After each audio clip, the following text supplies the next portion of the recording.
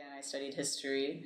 Why did you choose history? I'd read Howard Zinn, and I was I don't often cry when reading books, but I read People's History of the United States by Howard Zinn, and I just like bawled reading about IWW history, and I mean just several parts of that book. The power in the history and the way that he presented it, the history of people, like ordinary workers, moved me. And I realized, once again, I've always, as an adult, wanted to help people, and I realized that history was maybe a way that I could help people and help myself, because it was so empowering to read about. I was often mistaken for being a boy, and I think it drove my parents crazy. And I remember it would like kind of hurt my feelings when I was mistaken for being a boy as a kid. Did you ever because I experienced the same thing, did you ever have a fear of going in public restrooms and having adults be like, or just anyone be like, you're in the wrong restroom? Yeah, well, it was never comfortable to be misgendered, but it wasn't so much because I strongly identified as a girl. It was because I think my parents made it seem like that was embarrassing. They were embarrassed when someone thought I was a boy. And actually, until I was in kindergarten, I wanted to be a boy, and I told my parents I was a boy, and my mom had to give me this talk, and I think she might have used a picture book or something. I don't remember exactly. And we talked about my genitals and and how I was a girl, and I needed to accept that I was a girl. And at that time, I mean, that was very early, before the trans movement, and transgender visibility was not a thing back then. And so my parents, my mom and I since have talked about it. And I mean, recently she sent me an article, and she was like, I think you were transgender when you were a kid. And she was like, I just didn't know. She was like, I didn't know anyone who was transgender. I didn't even know. She didn't know it was a thing. And so it's interesting to imagine, if I'd been born now instead, what that might have been like. It's kind of impossible to guess how I might have turned out differently if I'd grown up in a world where being transgender felt like an option. But it definitely, I didn't know it was a thing. If I had known, I might have been more stubborn about being a boy. Because I accepted when my mom described it to me that way. She would, in terms of my genital organs, I accepted, okay, I guess I'm a girl, but it didn't change anything as far as my appearance, the way I acted, the way I talked. My best friend was a boy.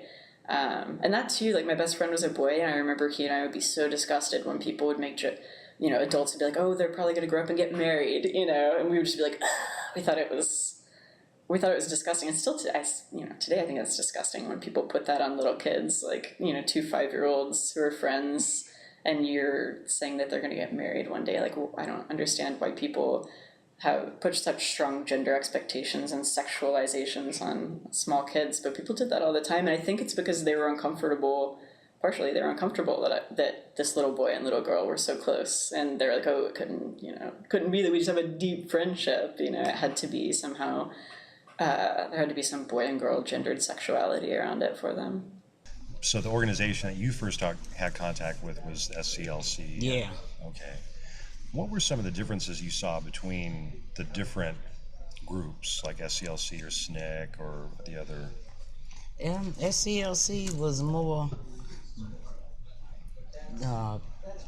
what were they, Christian, religious, more spiritual than SNCC was.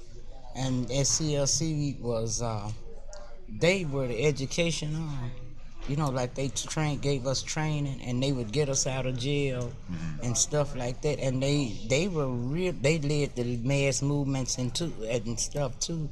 But SNCC was a lot of vibrant young people. They were students, and I admit I didn't even go to college real late, because I was in the movement, and my brother got kicked out of Mississippi Valley State for trying to organize a SNCC chapter on campus. So I figured, what's the use? So I've tell people I didn't get an education by going to college. I got to get an education working in the movement and coming in contact with people like Hollis and John Lewis and my brother and Amzie Moore and Diane Nash and September Clark. All of these people had a big influence on me. Although I've always been a free thinker, as my mama called me. But I've all got me in trouble too. But but it's just that I think I didn't miss that college, that whole experience being on campus and hanging out and partying all night and pledging, being in their sororities and stuff. Some of my friends now be sitting around telling me, "Oh, what did you pledge, Mike?" I tell them all the time, I pledge SNCC. All right. They know what I'm talking about. They deltas and AKAs. Right. And I'm telling them, well, I pledge SNCC, okay? I'm saying, well, you should have. You my age. You should have been in SNCC too, instead of wasting your time with a sorority. What y'all do? Nothing. How did you decide to get involved, or like what was it about their work that got you excited? Well, it was young people, like I said, young people, because we were working with old people, in SCLC, but we was doing what we could. But it was young people, and they seemed not to. They seem to have been not afraid, and we were risk takers. That's what we were when we were, and I saw that SNCC we were risk takers. We would do stuff, and people, Dr. King now would be going, just looking, because we were not afraid to challenge nobody or to do nothing. So that's why I like them. Besides, we used to party all the time too. A lot, not all the time, but we used to have parties and just have fun and to relieve all that tension and stuff that was going on with being shot at and being chased and all of that stuff. See, they blackball you from jobs. Jobs, they would fire people from, one of my friends that I worked with closely in the movement, Lois Rogers, got fired because she was working in the movement. They would control you economically. They would depress you, repress you, and everything else on an economic basis. That's how they did that in Cleveland. But I worked in Tallahatchie County, which was Emmett Till. And the whole thing. So I worked in Tallahatchie. Was it hard after Emmett Till to get people to become activists? I mean, that's why we became activists, because of Emmett Till. You can talk to Dory Ladner or George Ladner or you can't talk to Sam. But I don't know about Hollis, but Wazir Peacock. Emmett Till was the reason we couldn't wait to get big enough to join a movement. He said that he was he started the fire. That's what they did when they killed Emmett Till. Amzie Moore dressed up like they were field hands and went out to the fields and were talking to people, investigating it around, which was brave and crazy. And suicidal. Now, what was your rank when you entered service? When I got out of school, I was a second lieutenant. Second lieutenant. Right. And then during the time I was at Camp Wheeler, I think about 6 months after I was there, I was promoted to first lieutenant. Okay. So the recon group continued on cautiously, and about half a mile further, they found this train of about 40 cars sitting on this rail track with a lot of the Jews had dismounted from these cars and were just milling around, although they were still under the watchful eyes of the German guards. But as soon as they saw the armored patrol approaching, they just threw down their weapons and ran into the woods. Later, they were rounded up. They were SS troops. And there was a captain and 12 soldiers that were guarding that train. They still had not unloaded all of these people from these cars. They were in cattle cars. Now, these cattle cars were, which we call 40 and 8s, meaning that they would transport 40 men or 8 horses. Yes. That was the mode of transportation in those days. Yes. So in those cars, they had jammed 75 or 80 Jews. This train of about 40 cars was loaded with 75 people in each car. They had been in this train for 6 days. They were allowed out of that train once a day in the evening to be fed. Their meal consisted of probably a cup of water, if they were lucky, and a cup of soup. And the soup was made, or was a kettle of water with some potato peelings or turnip peelings. We finally approached and unlocked 1 or 2 of the cars, and it was a horrendous stench that just hit the guys. They just had to turn around and throw up. The stench was so bad because the victims had been in that train for 6 days. There was a straw on the floors. That was the bedding. Of course, they had no room to sit or lay down anyway. Mm-hmm. But the lice had infested the straw and had gotten on the bodies of the people. Sure. So they were infested. Their hair was infested with lice, fleas. We didn't know what kind of communicable diseases they might have. Mm-hmm. So we were very reluctant to touch them. They wanted to reach out and shake hands with us and hug us and kiss us. We kind of had to rebel and not do that. Yeah. But we did see, and we could understand from their very broken English, a few of them could speak a little bit of English. We could understand what their situation was. They were hungry. And so we had our pockets full of candy and cigarettes and apples and you name it. Our pockets were stuffed full of it. Yes. And so we began giving this stuff to them. And no sooner did we give them this food than they threw it up. Sure. Their bodies could not assimilate the rich protein food that we were giving them. We were making them in worse condition than they were. Yeah. So we had to stop doing that. Mm-hmm. And the medics came, treated those who needed immediate care. The first thing we had them do was to strip off all of their clothing. It was so infested with feces, urine, lice, that there was no way that it could be salvaged. Mm-mm. It was just put into a pile and burned. Yeah. And then they were sent through showers.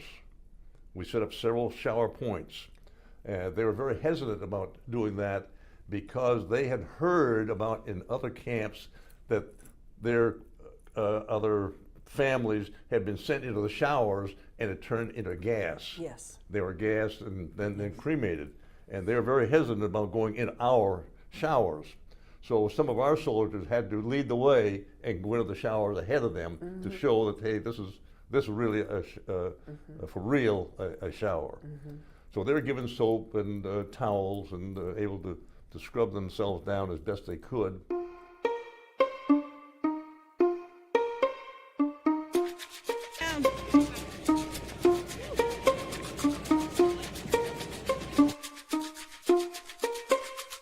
Just the way that I have come. You know, my daughters are born here.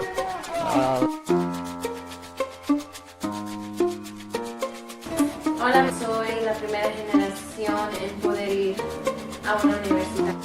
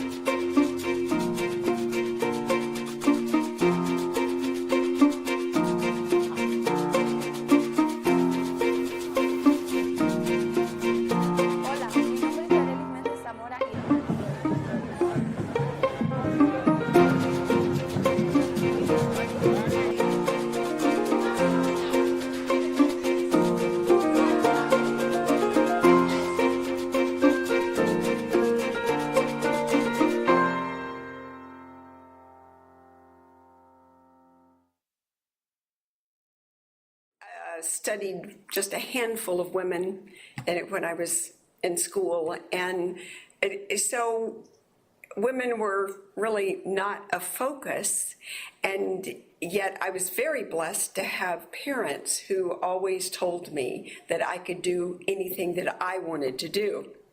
So that ends up being a big contradiction for young women when they're hearing that in the home and then they go out into the world, and that's not exactly the message the world sends back.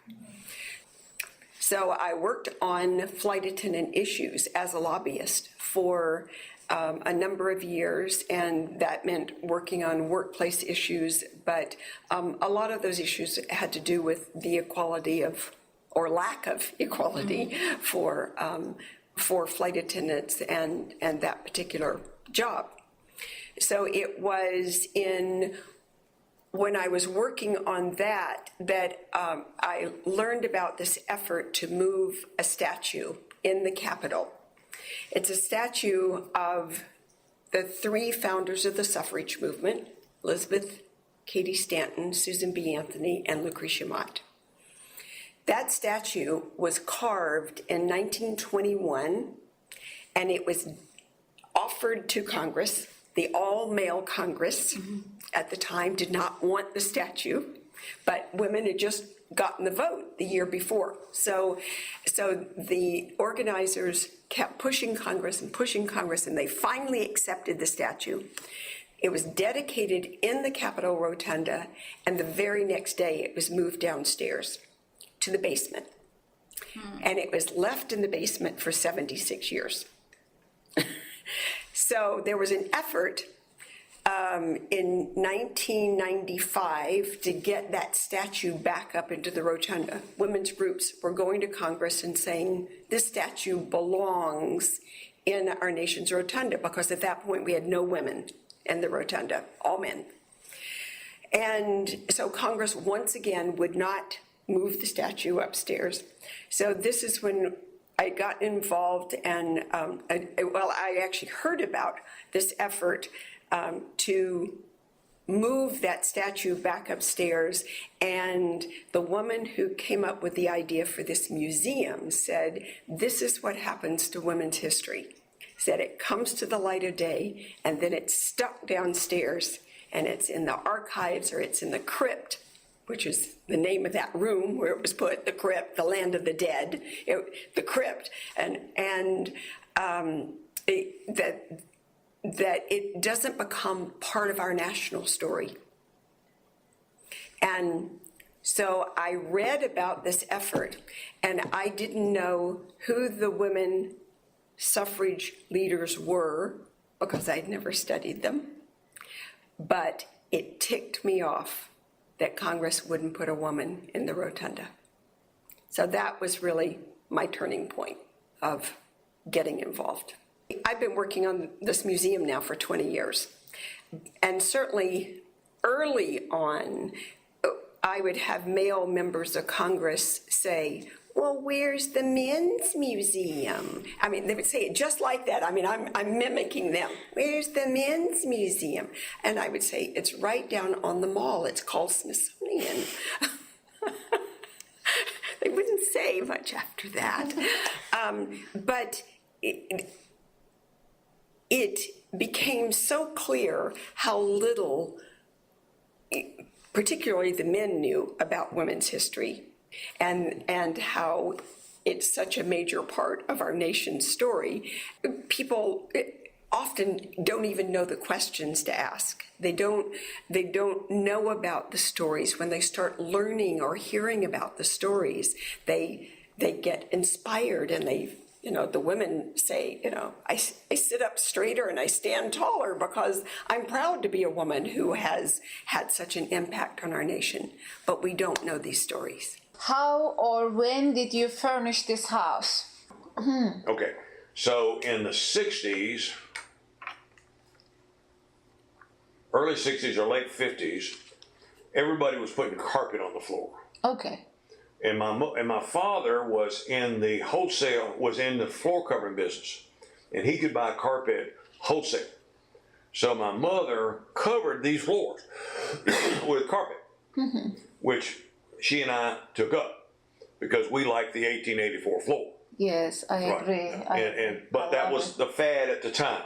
And so I'm sure because this is what's called acoustical tile. That was not here in 1884. Okay. And so my mother, we also sold acoustical tile, and I'm sure my mother had that put in as part of the trend. Right. Now I don't know whether those little boxes there was original or not.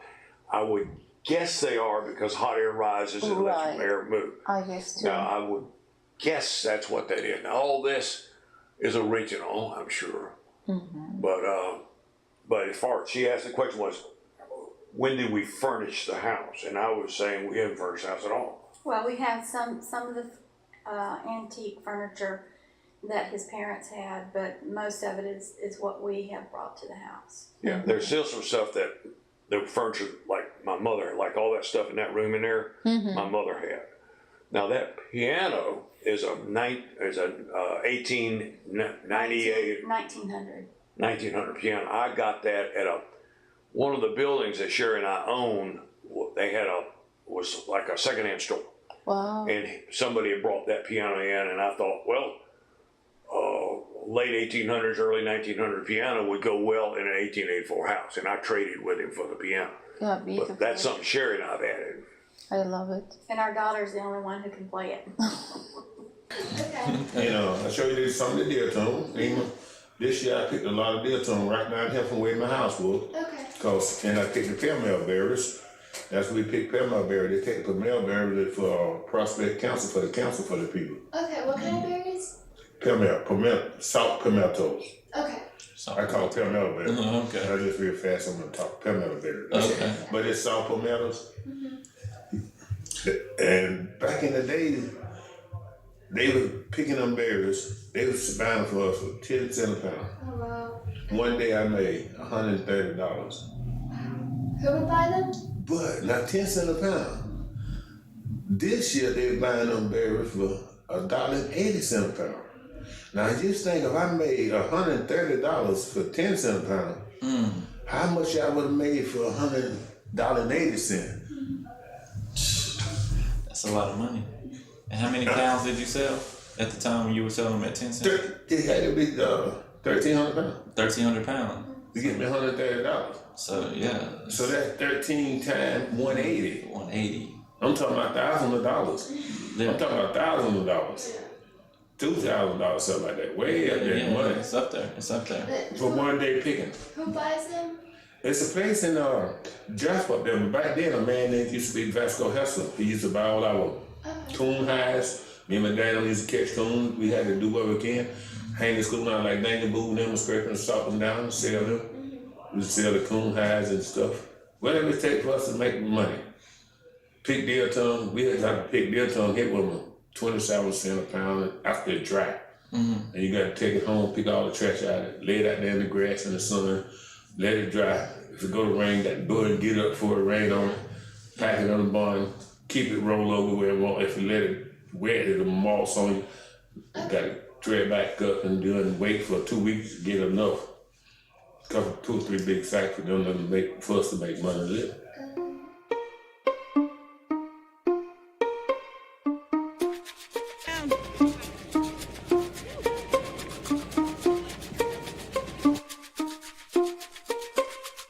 Just the way that I have come.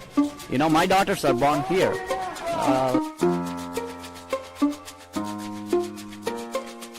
Hola, soy la primera generación en poder ir a una universidad.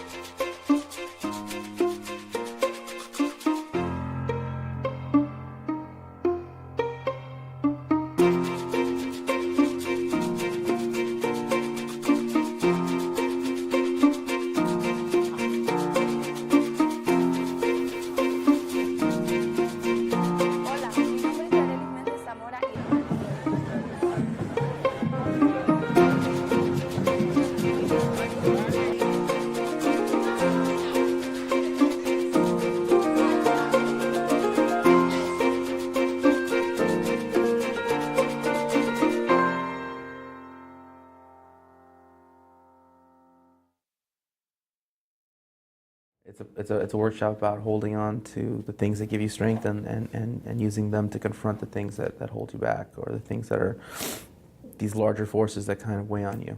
So the reason we have them write about themselves as children, they write about themselves as children to figure out when it was they first realized that they were who they were in this society.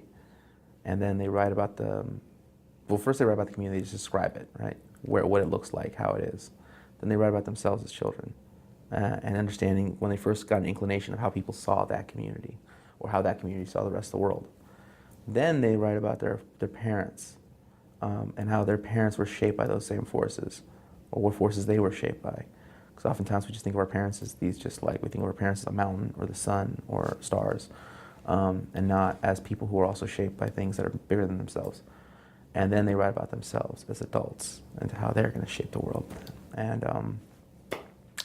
that's what I had them do. And before each person reads a poem, I have the next person comment on what they enjoyed about the previous person's poem. Okay, so this poem is a poem from Los Angeles, California, just like me. It's called Lorena. Los Angeles full of abuelas raise grandkids in Spanglish under the watchful eye of Cuauhtemoc, the Virgin Jesus. Like a village out of a duplex raised Catholic, but the roots are indigenous. Several generations of family extension all growing in one plot. Hand-me-downs are shared roofs, rooms, and reflections. En la quech, porque mi casa es tu casa, and the Santi promises that's family living. That's palabra. So light a candle. Burn some sage, pick your saints and set your altar. The sign of the cross, the sound of the conch, and prayers lift to the four directions. That's culture, not contradiction. Folks in the back, they fight for a living. Fight for 15, hail from the rowdy section at Dodger Stadium, but their hearts still burn with the fire from that Chavez ravine, and here is home of Lorena. At 54 cents on the dollar, America's most exploited worker. Neglected, disrespected, underrepresented, presumed incompetent. If she lives life as expected, she will label statistic. If she managed to outpace them, threaten, they will blame affirmative action, but either way, they will not see her. They will demand her labor paid and unpaid, smiling, her eyes humble and her mouth silent. Lady of the River. Cities past, present, and future, the Queen of Angels. Invisible to those who float through lagoons, canyons, and cemeteries, whitewashing adobe through a series of fevered dreams connected by a bridge called her back to those who make demands. To the stories told to bury the past, to the ones that serve to remind her that she works for them, that she is lucky to even have a job here in El Pueblo de Nuestra Señora la Reina de Los Ángeles de Rio Porcincuela, or as they like to call it, La La Land. In the 1780s, we built the Pueblo.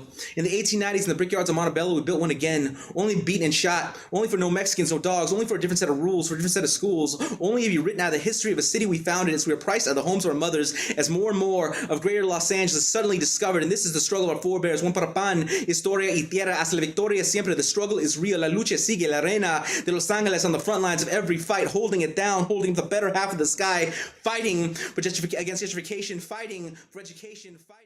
But to me, nobody is going to come and say to you, will you save Florida water? Will you help us revitalize downtown? Will you help us stop arresting kids, that shouldn't be arrested but that need help? You've got to decide in your own heart, this problem needs to be fixed. And if I don't step in, then it won't happen. So you've got to self-volunteer. And sometimes it's just like Alice Paul, they didn't want her help. They were very happy doing it the way they've been doing it. You've got to put your foot down and insist. You got to find a way to make the change happen. So I would suggest to you that this has the potential to be civic advocacy, whether it's part of what you do for work or whether it's something you do in your spare time, which is the case for many, many people. They do it as a volunteer in their spare time.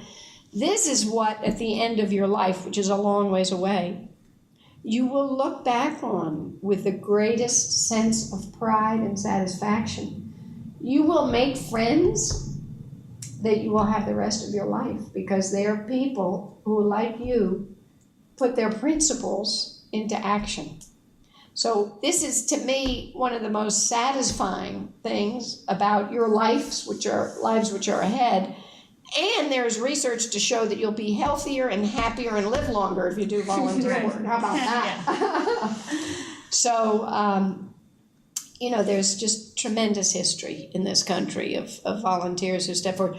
Oh, so you wrote a poem called Woman Poem, and you have a line where you say about Black women, you're either a sexual object, and you say, and no sex if you're fat.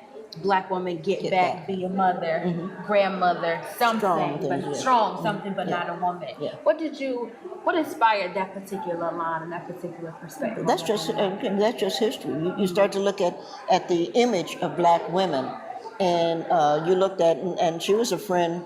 You look at a friend of mine, Lena Horne, and of course Lena's going to be a beautiful woman. Everybody's going to deal with that. But if you looked at Hattie McDaniel, she was going to be in Hattie McDaniel, if I'm not mistaken, won the first Oscar. And she was going to be an object, but she wasn't going to be a full human being. Nobody could see Hattie McDaniel falling in love. They saw her as, Mammy. And I was responding to those images of us. Okay. One of my favorite pieces that you wrote from that anthology was the I fell off the roof one day.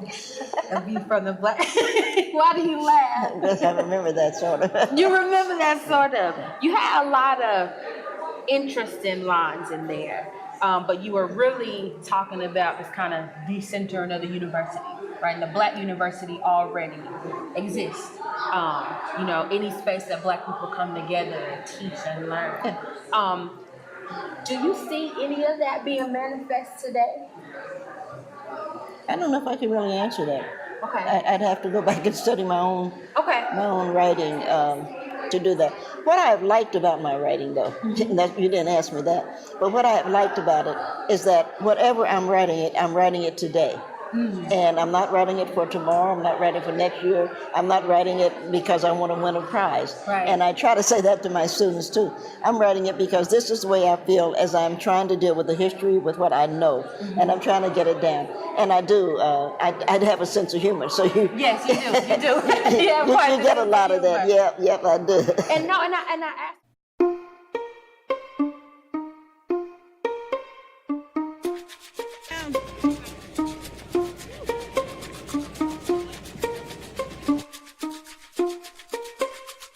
Just the way that I have come. My daughters are born here.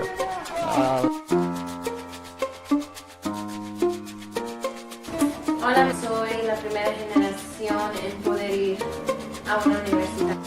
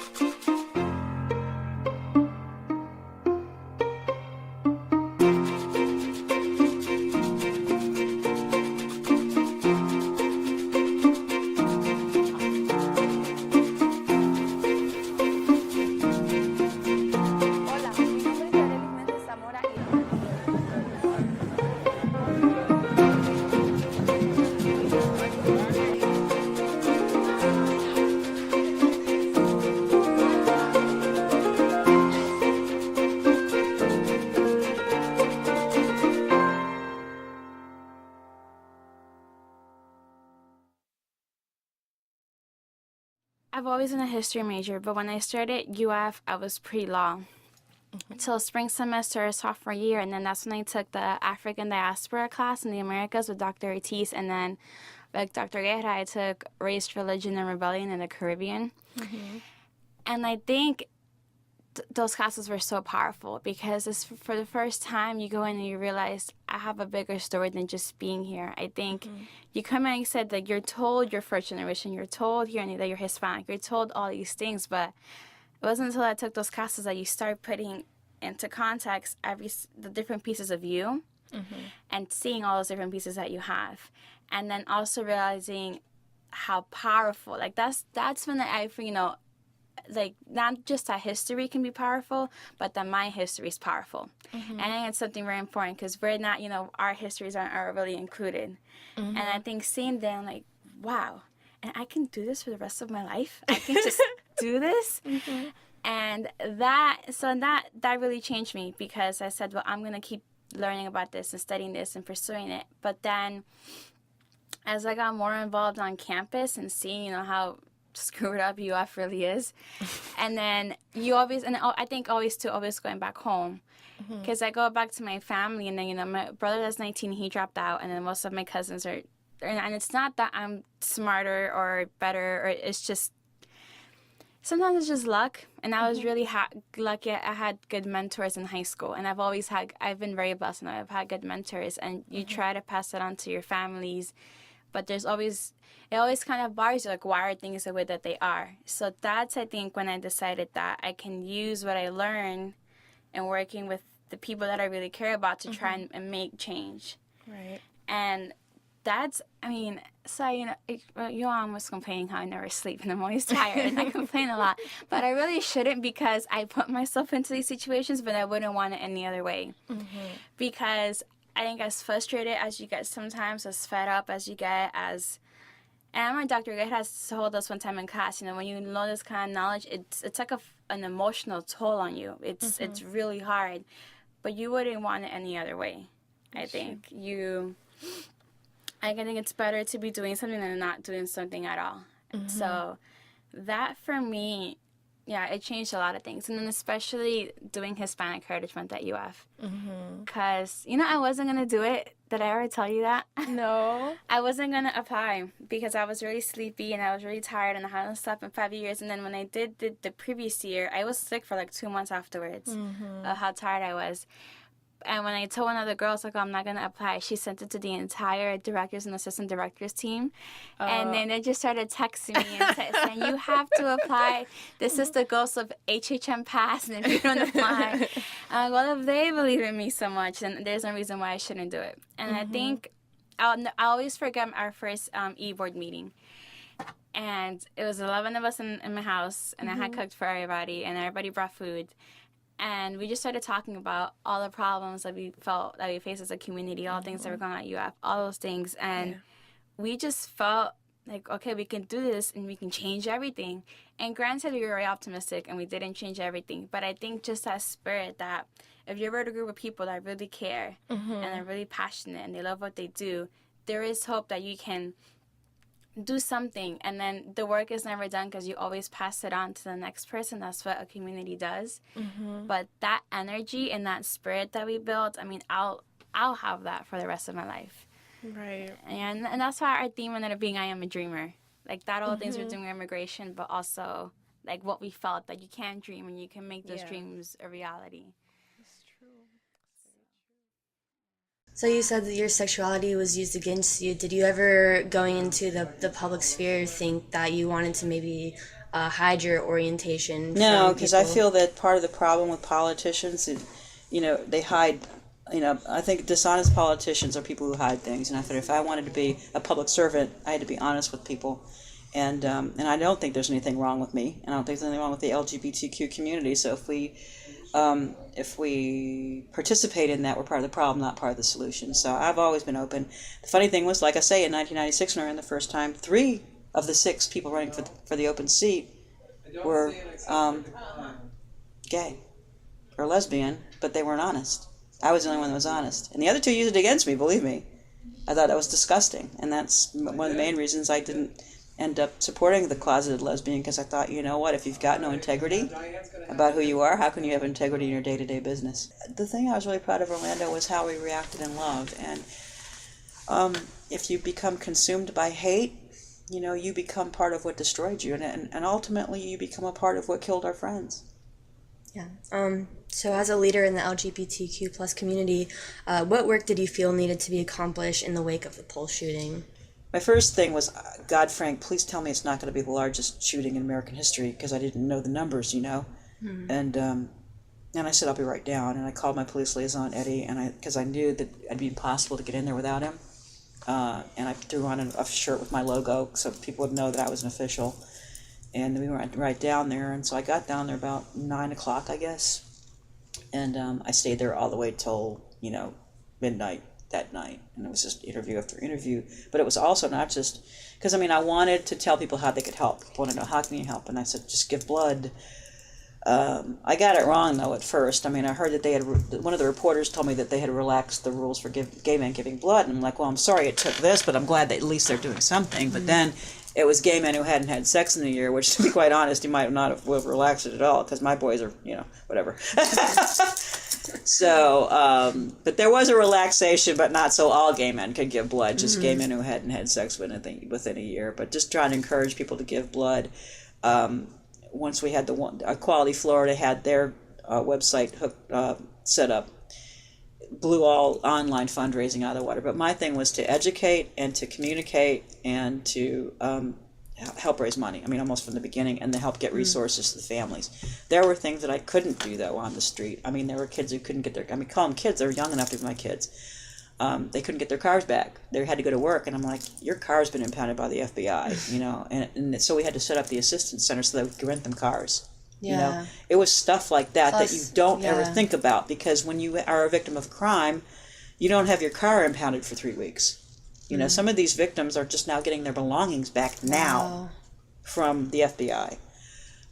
It takes a long time when you have a mass shooting and an investigation like this, to be made whole, basically.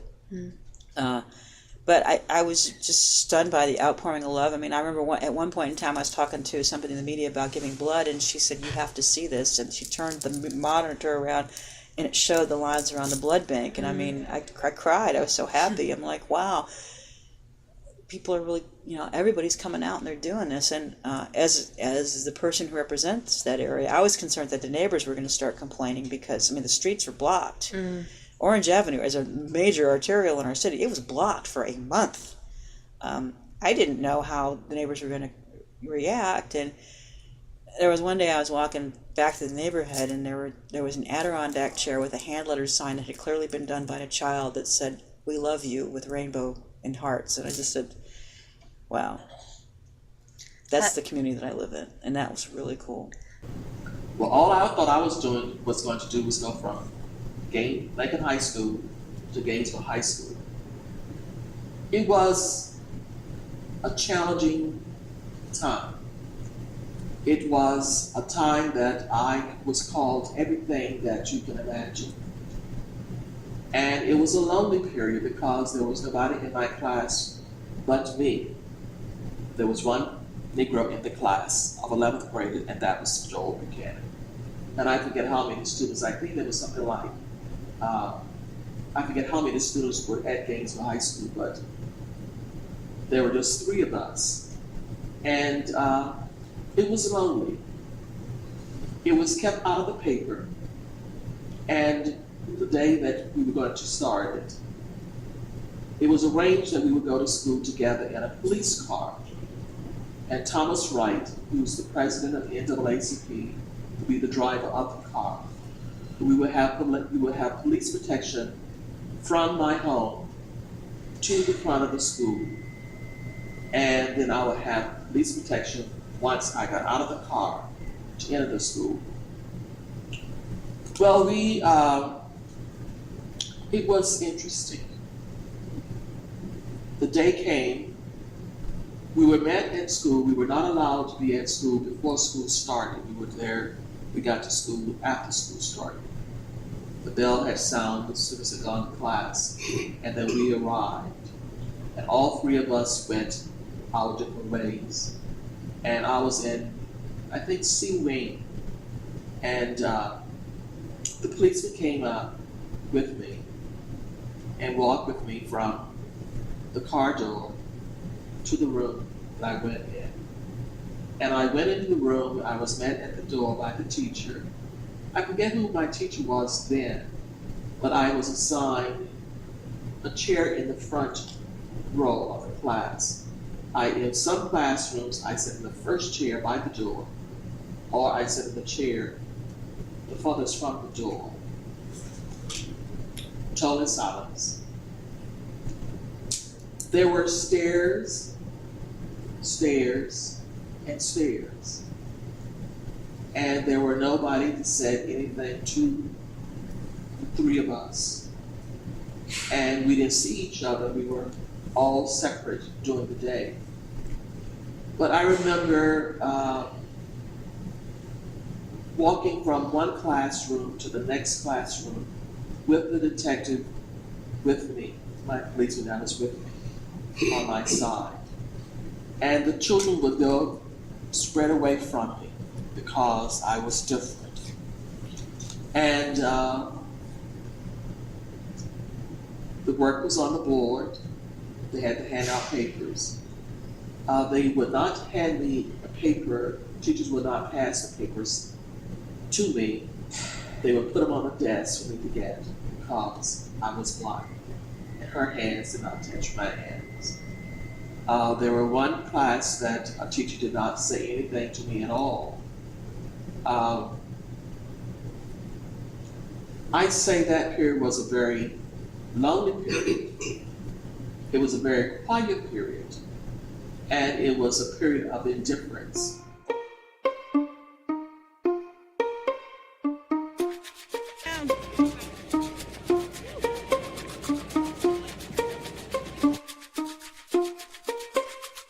Just the way that I have come.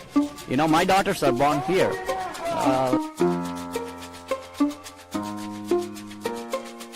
Hola, soy la primera generación en poder ir a una universidad.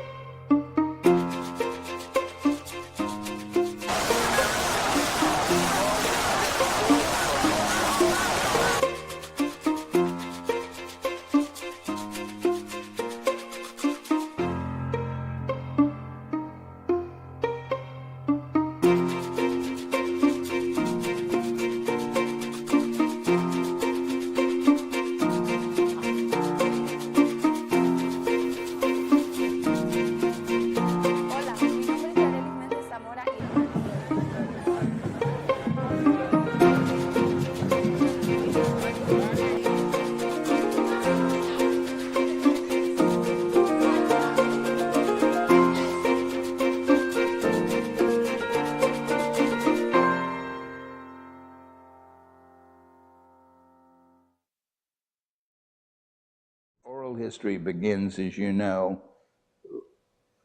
at Columbia University in 1948.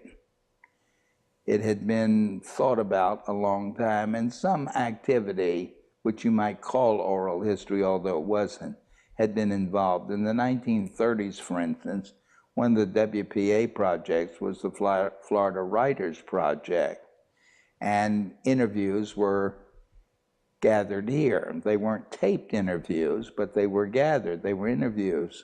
People like Zora Neale Hurston, for instance, went out and interviewed individuals and wrote down the answers. By the middle of the 1960s, there were about 60 oral history projects, most of them relatively small, but some larger, like Berkeley, in existence in the United States. And we were not yet involved in the thing.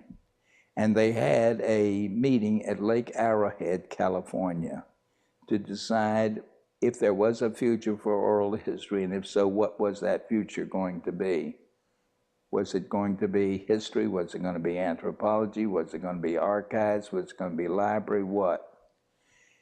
So when the invitation or notice came to Margaret Goggin, who was then the librarian and a good friend, and I had this office in the library, the archives office, Margaret said to me, why don't you go to this meeting? I'll pay your way and see where it stands if this is something the University of Florida wants to become involved in.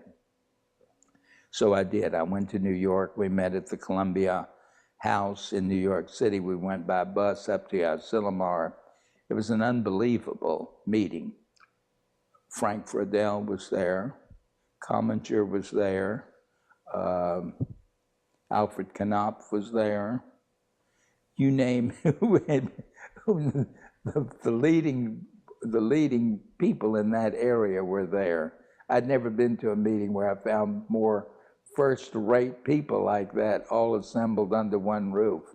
And out of it came the organization of the Oral History Association.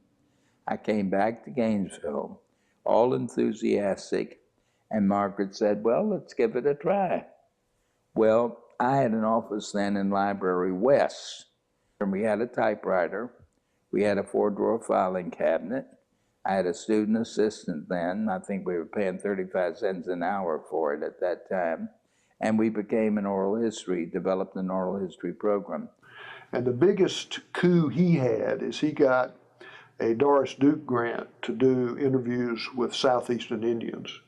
And that's a huge, very valuable collection, and those interviews are priceless. Nobody had done that, particularly with the Seminoles, who, as you know, don't even really have much of an oral tradition in terms of their history. They do in terms of their culture. The big leap was when we became involved in the Doris Duke support. And so I think that was a step he took that brought the program to a different level of achievement and recognition around the country. Got a telephone call one day from this man from the University of Utah, identified himself, and he said, I understand you have an oral history program in Florida. I said, yes, we do. I didn't tell him how penny ante it really was. And a library, yes, sir, that's interested in Indian history, yes, sir. He said, I'd like to come down and talk to you and some of your colleagues about an oral history project dealing with the Seminole Indians. And since he was paying his own way, I said, come on. So John Mahan was the chairman of history, and Charles Fairbanks was the chairman of anthropology. And there were a couple of anthropology students who were working on the Florida Indians. So we all got ready for the visit, and he came, and we entertained him very nicely, took him to lunch, and showed him around the campus and the library and all of those things. He was here for 2 days, I think, and left and went back. He said to me, he said, why don't you prepare a budget of if you were going to start an oral history program. We want a 1-year program with the Florida Seminoles. Prepare a budget. Well, John Mahan and I had never had a penny up until that time. I'd had a homemade tape recorder. So we put down a lot of things. It came to about $40,000. And we sent it out to Utah and didn't hear anything for a couple of weeks. I thought what he did is got it and threw it in the garbage can. And then the phone rang, and it was he. He said, Proctor, I got your budget. He said, it's not worth a damn. I said, what's wrong? He said, you're in North Florida, and the Seminoles are in South Florida, in Hollywood. How are you going to get down there? He said, you need transportation, don't you? And do you have a telephone? Anyway, he said, I've approved the budget, but I increased it to $60,000. So that's really what put us on the map. Because prepared teachers, people, were not that plentiful now. Whether you want them or not, you just couldn't get them. You couldn't get them? Yeah. So I went to set them off, you see, and asked them to study, you see, certain areas like that. And they came back to me, see. Mm-hmm. I hired them and they came back. And as a consequence, in 1925, Lincoln became a high school. 25 first high school class. And in 1926, became the first accredited high school in the state of Florida for blacks. In 1926? In 1926 it did. 26, Lincoln High School and Union, the school in Palatka there. Was it Fesco? Fesco. No. Okay, back in the school. Anyway, the school, black school in Palatka. Those two schools were the first 2 accredited high schools in the state of Florida. Now, how did you get that accreditation, Professor Jones? Well, they sent a committee, a State Department of Education, before you become accredited, while they sent someone to visit the school, and they checked the records and everything, and they had to meet specification standards that's set up by the state for accreditation. And that was to your credit too, wasn't it? Yes. That you was running a quality schools back as early as 1926. 1926. And would you say that all the boys and girls that left your school got the basic information that was needed to survive? They did, because they had to meet certain standards to see if you become accredited. Your curriculum and everything else had to meet state standards. See what I mean? And they become accredited while they met those standards. 4 years of 2 years of English, so many years of science, so many years in mathematics, and such as that. You had to meet those special standards in order to become accredited. Phenomenal is a word that I like to know. I never had the opportunity to live in a house that had running water in it until I went to the Navy. I never had the opportunity to live in a house that even had electricity in it until I was a senior in high school. Now we take it for granted. Very few, as you spend time in this community, you will find very few people my age that even has a high school education. They had to fight to get a high school education. Very, very rare is it anybody that had any college education. One of my first goals as when we started getting any money, we started putting money aside for education. We have one of the best education programs in the country. When our child gets 11 years old, we reserve $100,000 for that child to go to school. Now, and in addition to that, if they get their master's degree before they spend that $100,000, we will finance all the expense it takes for them to further their education. So if they want to, I got a grandson who's going to graduate, going to get his master's at Florida State, 9th, I believe it is, of July.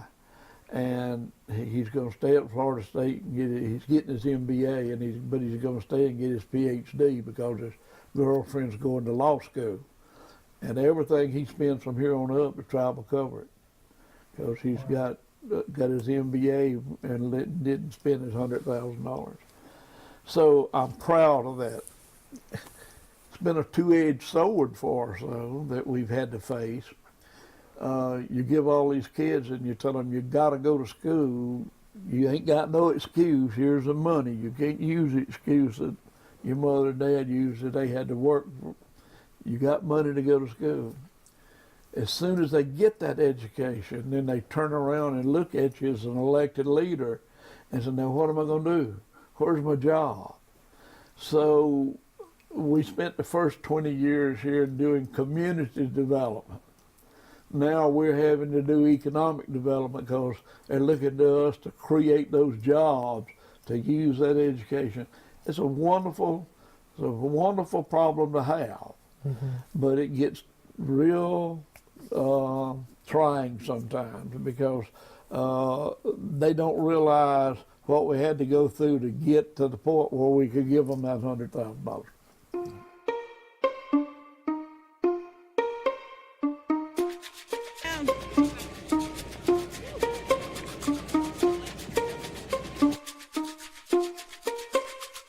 Just the way that I have come. My daughters are born here.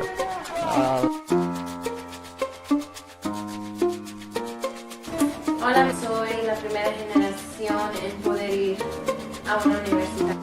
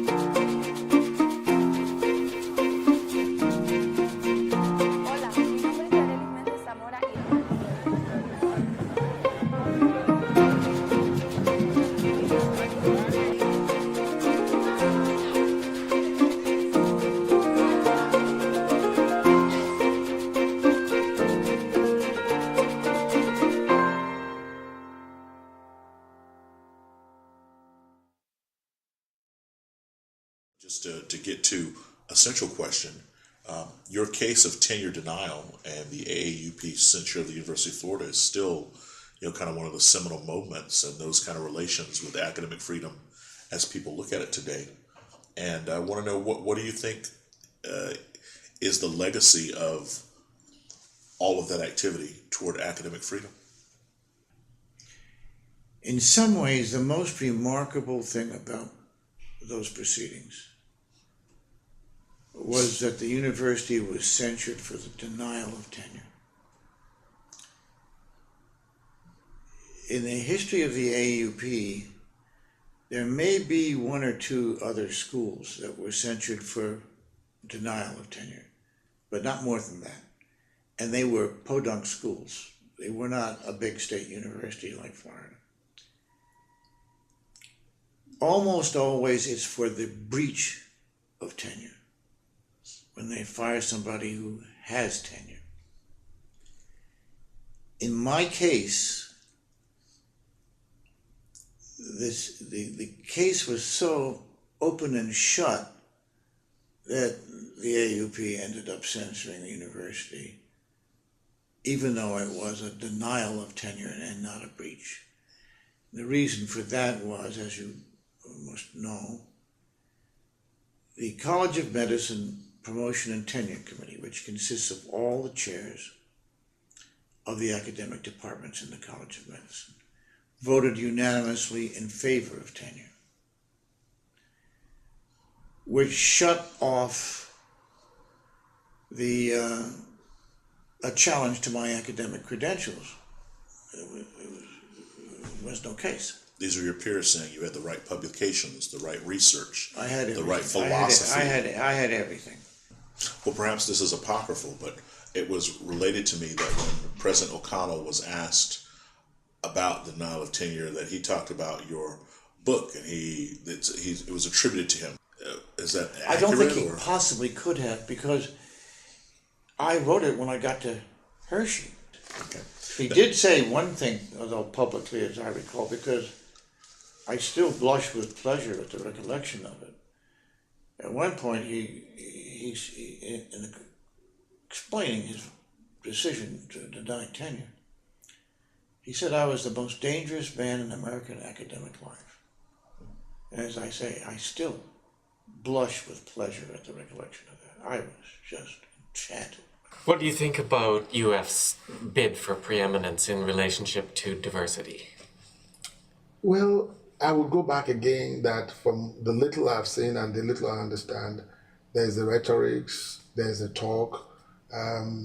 For UF, the meaning of preeminence means that we're going to go to places where scholars are already being made, and we're just going to plunder them and transfer them here. Right. And they forget the fact that when astronauts leave the Earth and go to space, it is the same human beings that have gone, but the condition under which they work will determine exactly how they work in that place.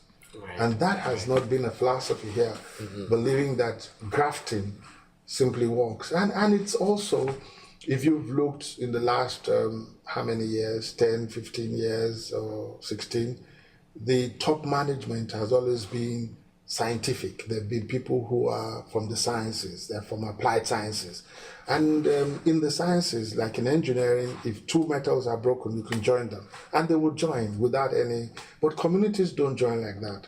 And human beings are not graftable skins that once they come, they begin to perform at the optimal. No.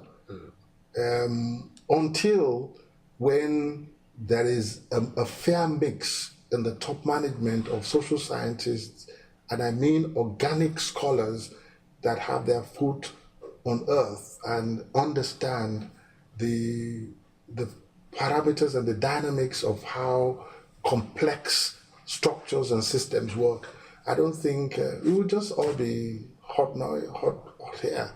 You know, if you want to understand an institution, look at the history of its leadership, where it's coming from, which segment it's coming from. Will tell you exactly.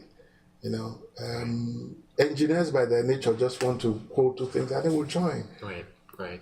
But social scientists tend to look at the nuances, but check the hierarchy and see, and that will tell you a lot. No matter how good intention they have, you're not likely to. You can't give what you don't have. The third or fourth day after the shootings, the religious community started organizing and saying, we want to have a prayer vigil. And to do so, they knew that the masses would be large. For the candlelight vigil, I think there was 15,000 that showed up for it. So they knew that there would be a substantial number of people, and the largest auditorium within the city, other than the arena, would be the First Baptist Church, which historically has taken a very strong stance against things like gay days and same-sex marriage. So there was a very difficult decision they had to come to about whether do we reject the hurting community that we're a part of, or do we endorse the LGBT community by welcoming them into our church? And so there was a real struggle. And the service was interdenominational. And one of the key speakers was a bright moment. His name was Joel Hunter. And he runs a megachurch in Central Florida, I think 20,000 members, one of those really large churches. He was a spiritual advisor to President Obama, and he advised Obama not to endorse same-sex marriage. He took a very strong position on it. And during the prayer vigil, he made a speech that ended up going viral. And in essence, what he said is, I'm standing in front of you to say I'm sorry. I have treated our LGBT brothers and sisters wrongly. I've not welcomed them when I should. I may have contributed to an event like this occurring. I know we can do better. I know we need to do better, and I will do better. Who are the people coming in for counseling? It's a great question. We were surprised because we got the information out probably by 10 o'clock that morning. If you need to talk to somebody, this is where we're located at. And then we changed it the next morning because we realized we needed bigger spaces. So we really thought we would have a lot of people coming in. There was a lot to talk about, right? Nobody came in. We had probably less than a dozen people on the first 2 days. So we started sending those who were interested and willing out to meet people where they were. At that point, there was a lot of people donating blood because the blood bank was depleted with all the victims in the hospital. So there were long lines standing out in the heat. So we sent counselors out with water and just walked up and down the blood lines talking to people who were waiting, and were able to reach a lot of people that way.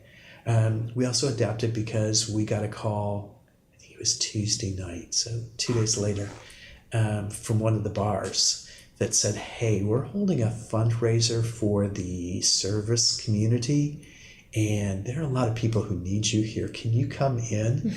And so we sent our counselors in, and it makes perfect sense now, but it was that opportunity where those who were working in LGBT affirming bars kind of knew each other. They lost people they knew. There was a fundraiser. You introduce liquor into it. A lot of emotions were coming out. Yeah. So we had a lot of counselors. So that week we went into probably a dozen different bars in the area and just made ourselves available to talk to people, which is certainly not what we think of as the professional counseling environment. So our clients ended up being the people who were either at Pulse, but more often not those who were affected by it. One of the things that happens when you have a large-scale event like that, in fact, just this morning in class we're talking about what happened just yesterday in Manchester, is that it starts permeating throughout the community. It was easy to be at the epicenter and think it was just Orlando. In fact, I remember that evening, it was a Sunday evening, and the center closed about 7:38. And I went home, and it was nonstop news of the coverage. And I'm like, I've lived this all day. I need to do something differently. And I turned the channel, and it was an awards show for Broadway, whatever those are. Tonys. The Tony Awards were that evening. And everybody was wearing a ribbon. And I'm like, what are they wearing a ribbon for? They were supporting the Orlando community. It's amazing. So just those little things where you knew that you weren't alone are so healing, and we're doing so much of this now as a world. We're hashtagging, we're using our Facebooks or whatever social media we've got to say, you're not alone. You know, we did it in Paris, we're doing it in London right now, we did it in France last summer. We're saying, we as a world stand with you. It was the first time to be on the other side of that fence, to know people were with us. It was affirming, going back to those days where you felt so ostracized and felt like you had to be a different part of society. Now saying everybody is with you was incredibly validating. That it didn't matter if you were gay or straight. This is awful, and we're here with you.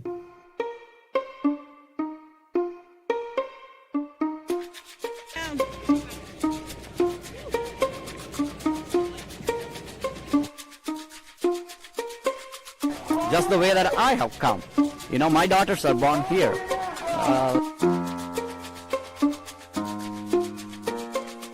Hola, soy la primera generación en poder ir a una universidad.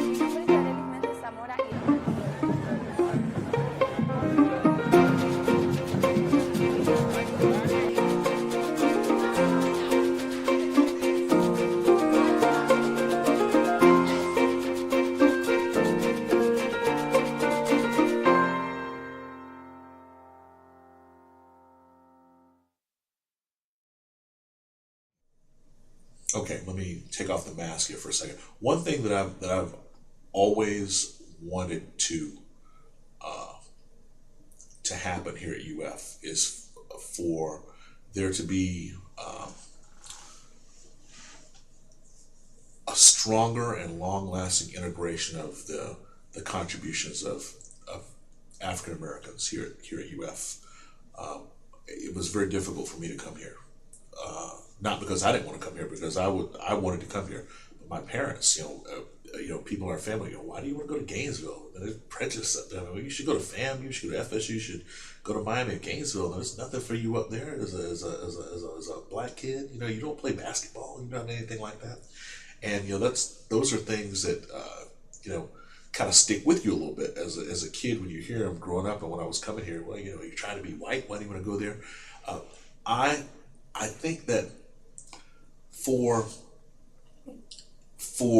UF to continue on this path of increasingly identifying with all of the publics in a diverse state such as Florida, with our difference geographically, our differences politically, our differences culturally, where people live, how they live, the university needs to reach out more and recognize, even more than it is doing now, those various contributions. I can only speak from myself and my experience as a black man who went to school here and experienced everything there was, as a Gator and being black.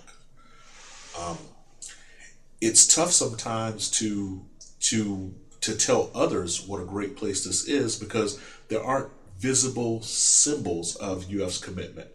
And I think some of it is that there's a disconnect between the visual and reality for people because they don't see it. And I think, in a roundabout way of answering your question, that we need to do more as black alumnus and as the institution to visibly show University of Florida's commitment to all people, but in particular also to the community of people of color and African American people. And somehow there's a disconnect. So the thing about the celebrate the first, and about Florida Black History, where we stand on the age of Barack Obama and Senator Nelson and Dr. Manchin and Paul Ortiz as director of this program, is that we're actually now seeing more visible, tangible evidence of the commitments.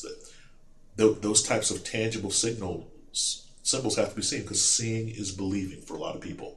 You know, the people that told me I shouldn't come to the University of Florida because they're prejudiced in Gainesville.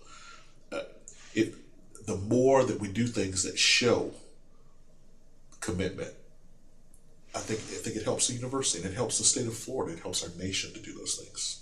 When I first got out of the University of Florida, the only thing I wanted to do is get as far away from this institution as I can get, because I had no real pleasant memories.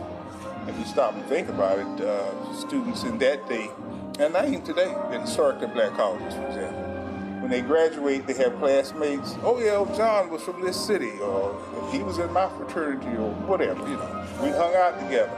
I have none of that. My college slate is just wiped clean, because there was nobody but me. I will tell you this though. I know it made me a stronger person. I mean, when I got out of this college and this University of Florida and the law school, I just didn't think there was anything I could not accomplish if I put my mind to it. I didn't tell people I graduated from the University of Florida because, first of all, a lot of black people might not have they might have known about the University of Florida, but that was a foreign and a far-fetched idea. It was one of those things that the memories of the University of Florida, my experience here, was very, very traumatic at times. And so I wasn't ranting and raving. I mean, I didn't have the same kind of joy and pride when I said I had graduated from the University of Florida as a student from FAMU or Bethune-Cookman. When I'm at the University of Florida, I didn't have a feeling of belonging. And so that's why, you just don't dredge up stuff and talk about stuff that you don't feel good about. And I had been asked to leave the University of Florida College of Nursing. First of all, I had the experience of fainting in one of my classes. And when I fainted, I was sent to the infirmary. The infirmary sent me down the hill to a neurologist to check it out to see if I had seizures. Well, they ended up diagnosed with a diagnosis saying that I had the little seizures, Petamol seizures.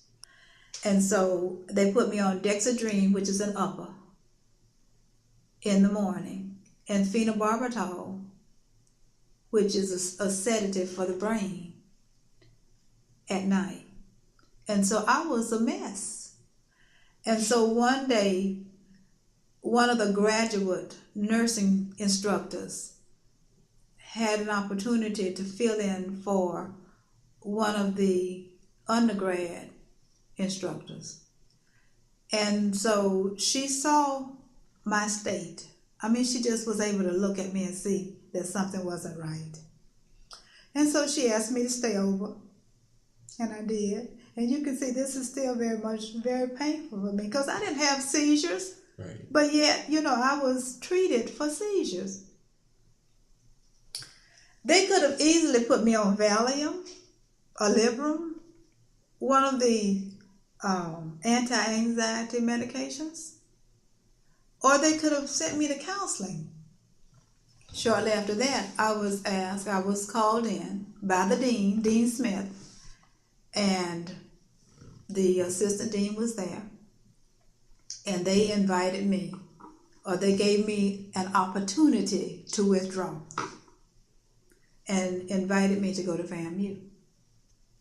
They said, they couched it this way, they said, we feel that you would probably do better in an environment where there are more like you. Not one time did they offer me any tutoring. Not one time did they say, Evelyn, we're going to assign you to Mrs. Doe, and Instructor Doe is going to be there for you. Not one time, but they did invite me to go someplace else to finish my education. Now, I didn't invite myself to the University of Florida. I was extended an invitation. Now, the same people who extended me an invitation also extended me an invitation to leave. From there, we went up to St. Lo, and that's where I joined my outfit, the 28th Division. And like I told you, I remember the first day of going up to the front. I remember it was an elevated road, and we had gone through the town, which the town was pretty bad. Or St. Lo was pretty well flattened. There weren't any buildings standing. It was. How do you spell St. Lo? It's ST-.LO. Okay. They had taken us through the town. There was a little sniper firing, but nothing that really mattered any. And they had taken us up. We were going up to the front line. I remember this elevated road, and I was kicking. There were clips from the M1 rifle. Telling me you're pretty close to the front line, And this is your first taste. First day, they're taking us up. And I remember we were watching a P-38 fight, a Mr. Smith dogfight. We were standing there and we were all yelling, hey, go get him, go get him. And of course, that only lasted a few minutes and then they were gone. And then they had taken us up. By this time, I'd say it was all maybe 6 o'clock at night in the evening, still daylight. And we had gone in and there was a group of fellas standing around, I don't know, 7, 8, 9 of them, something like. We were introducing each other. Like I told you, there was one fella sitting by a tree, and he had a shovel in his hand. He says, I gotta go to John, he says, pretty soon, while he's sitting there. And we're just talking back and forth. All at once we hear this, it was a mortar. It landed smack dead in the center where we were standing. It picked me up and slammed me against a tree. One guy, I told you, half his arm was ripped off, another one, part of his leg was gone. A couple of them, they were bleeding. And I'm feeling myself around, nothing happened to me. Thank you, Lord. And I wasn't wounded, but the concussion was pretty good. We called a medic over, and this guy's still sitting there with his shovel, never moving. And when they checked him, they found out a sliver of shrapnel had gone through him and pierced his heart, and he was dead instantly. He was killed. That was my first day of combat.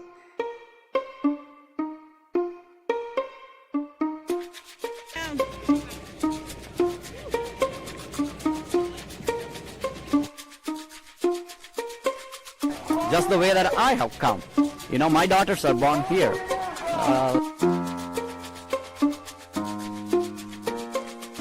Hola, soy la primera generación en poder ir a una universidad.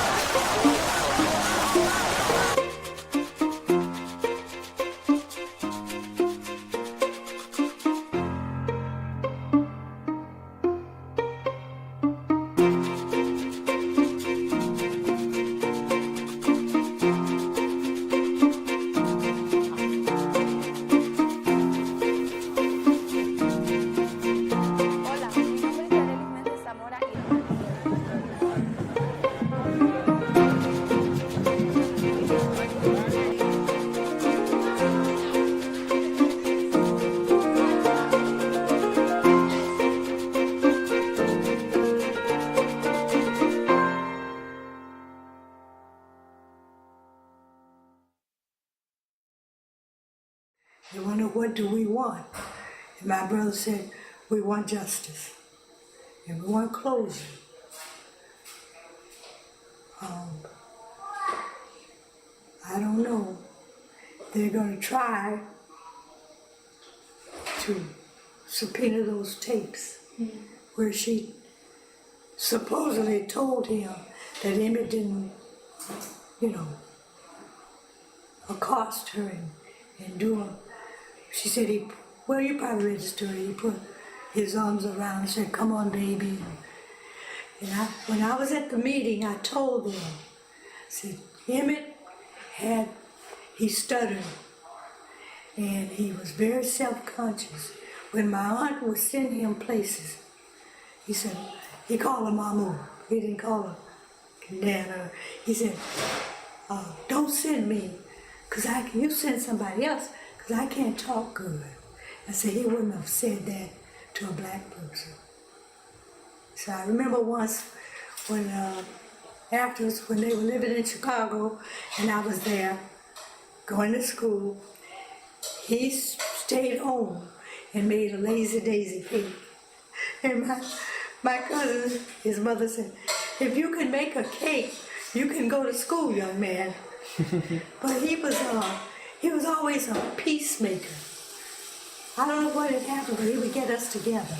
And if somebody came to visit, he'd tell them, tell Mama you're lazy, because she'll work you to death. Oh, he was delightful.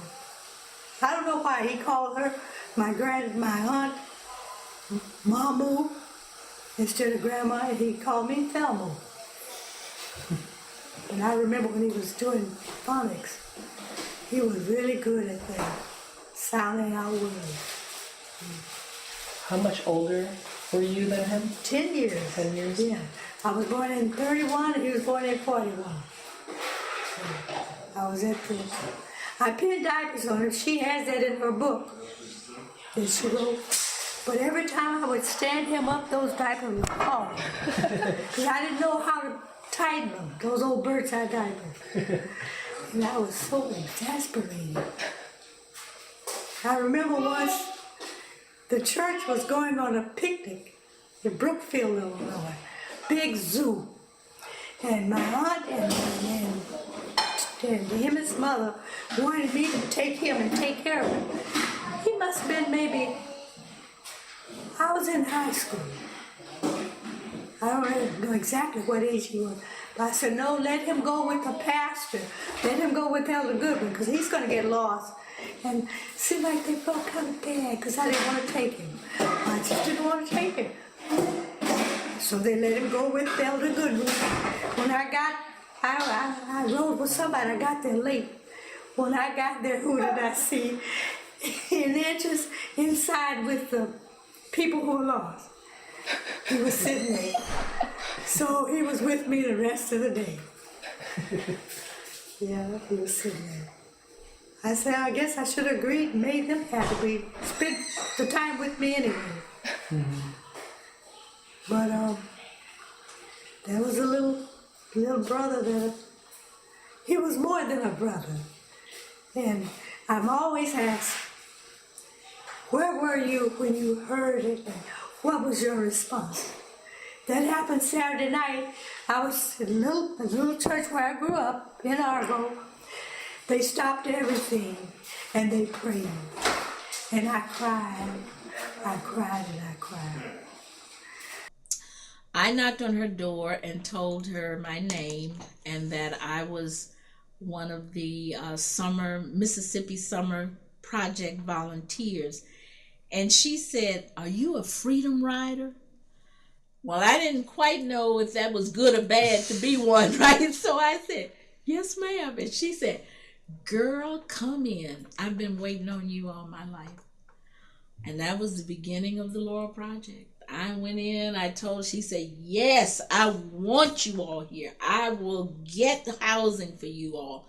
She said, "You can stay with me." And I said, "Well, there are two guys." She said, "My neighbor across the street, Mrs. Clayton, she will take the guys." And she said, "Let me call her right now. Carrie, this is Eberta. Them Freedom Riders have gotten here." That was the beginning of the project. I mean, we went back, got our stuff from Hattiesburg, and came, and I moved in with Mrs. Spinks. They moved in with Mrs. Clayton. Now, we then let the folks in Atlanta and in Jackson know we got a base, and Mrs. Spinks said, "I'm going to find some housing so they can bring in, more people." Well, after our first few days, Lester disappeared. Well, let me just remind you that before I left Ohio, the 3 workers who were killed that summer had already disappeared: Schwerner, Goodman, and Cheney. So we had been told, because I stayed at the orientation for 2 weeks, because SNCC had put me on payroll, $10 a week, right? Because I had no income, you know, and my folks had cut me off, and so, and sort of, they then made me staff, and so I stayed for both weeks of the orientation. So the first week, Schwerner, Goodman, and Cheney. Now, of course, Cheney was a local Mississippian from Meridian.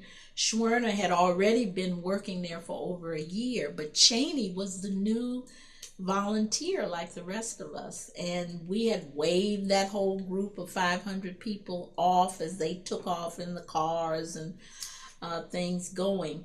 Well, by the middle of week 2, we had been called in and told that they had disappeared. And I mean, you could have cut the air in that room with a knife, because when Bob Moses and Jim Foreman and Vincent Harding, who was one of the main people part of the orientation, Staunton Lynn, Howard Zinn, they were all there.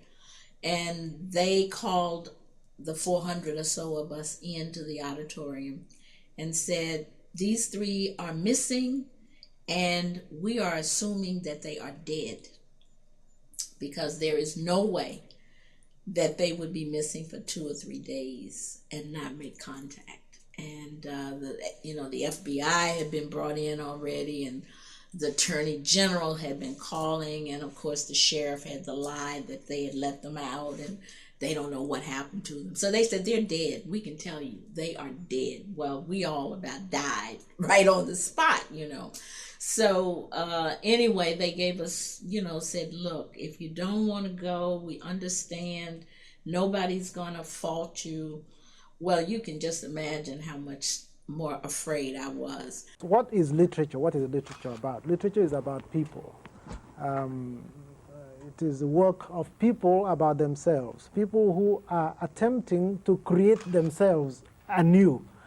And if you accept that definition, it stands to reason that Black America, which is really Africa in diaspora, should have the same fundamental concerns as Africans. We are both engaged in the process of creating ourselves again after we had been shaped by others. And we think the time has come to be ourselves again. We are in the same enterprise.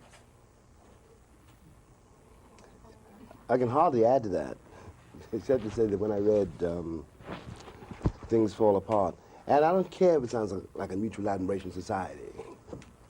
That's cool. When I read Things Fall Apart, which takes place in another continent, under conditions hard for a boy from Harlem, a black boy from Harlem, to imagine, I recognized everybody in that novel. The novel was, for me, in one way, about my father. And when Chinua talks about the diaspora, I think that something very important has now got to be suggested. We have been divided, we have been dispersed, and been under the control of others for hundreds of years. And economically, and for the most part politically, we still are. But one is engaged in an endeavor which is nothing less than excavation of a buried and denied history, a history never written down. He and I are from different tribes, for example. Let us say when we got here together, chained together. I couldn't talk to him and he couldn't talk to me. If we could have talked to each other, slavery might not have lasted so long, and it was forbidden to teach us how to read or write. Now, this was a Western conspiracy which is called white supremacy. And it has seen its day. It is over.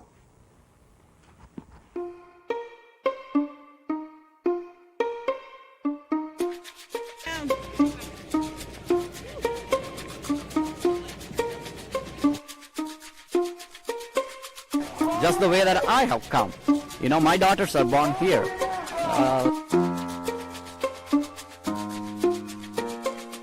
Hola, soy la primera generación en poder ir a una universidad.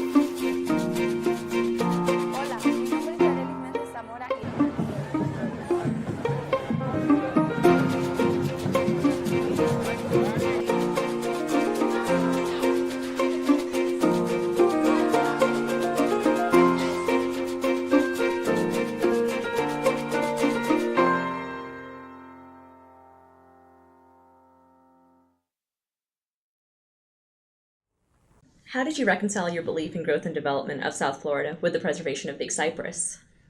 Well, I have had a long time interest in the Everglades.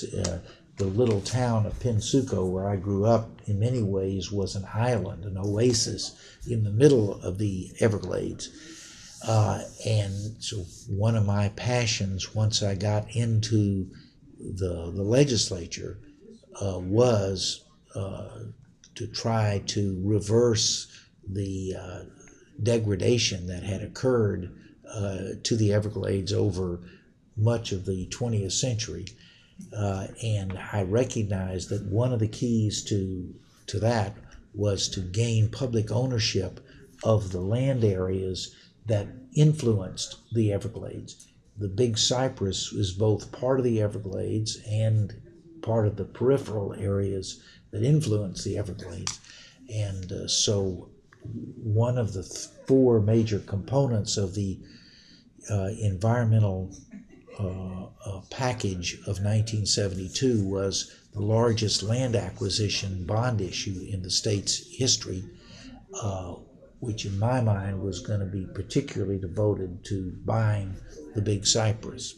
And we were successful in getting that passed, getting the people to approve it, and then acquiring the Big Cypress. Yeah, that was a really big year. Yeah. Actually, going to 1973 Big Cypress, you were criticized for your developmental interests by fellow developers and by State Senator Walter Sims after sponsoring that bill. How did you handle this criticism, considering how much of the political community rallied around you? And do you think that it gave you political cover to pass that bill? In the idea that because you've been in agriculture or in our case, Newtown development, that you are some way disqualified from being interested in the environmental future of your community or state, I think is ridiculous. In fact, I felt because I'd had those experiences, I was better prepared both emotionally and intellectually to play a role in those areas.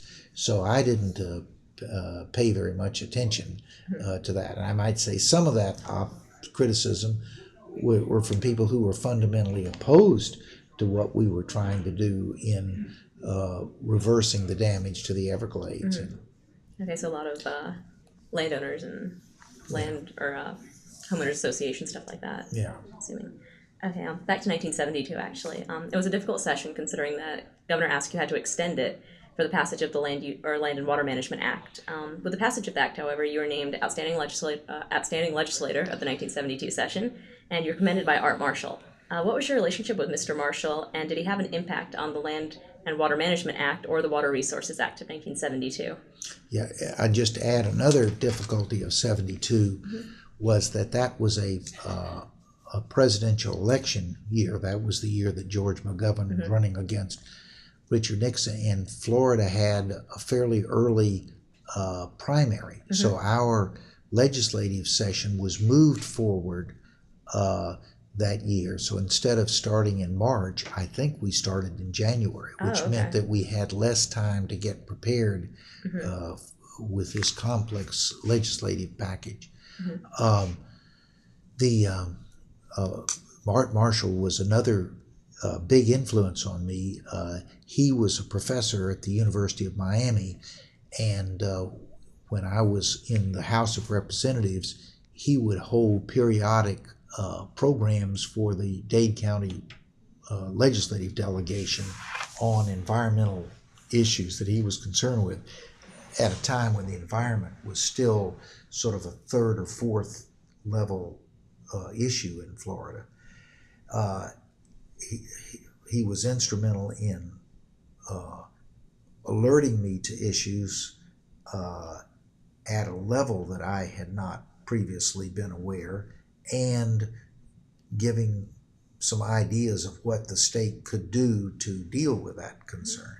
Second, the idea of a university professor reaching out to a group of elected officials was a new thought to me, and it has caused me to have as one of my continuing interests getting the university involved in the public policy life, and that was one of the inspirations for this center. Nursing came from a tradition of very much being the handmaiden to the doctor.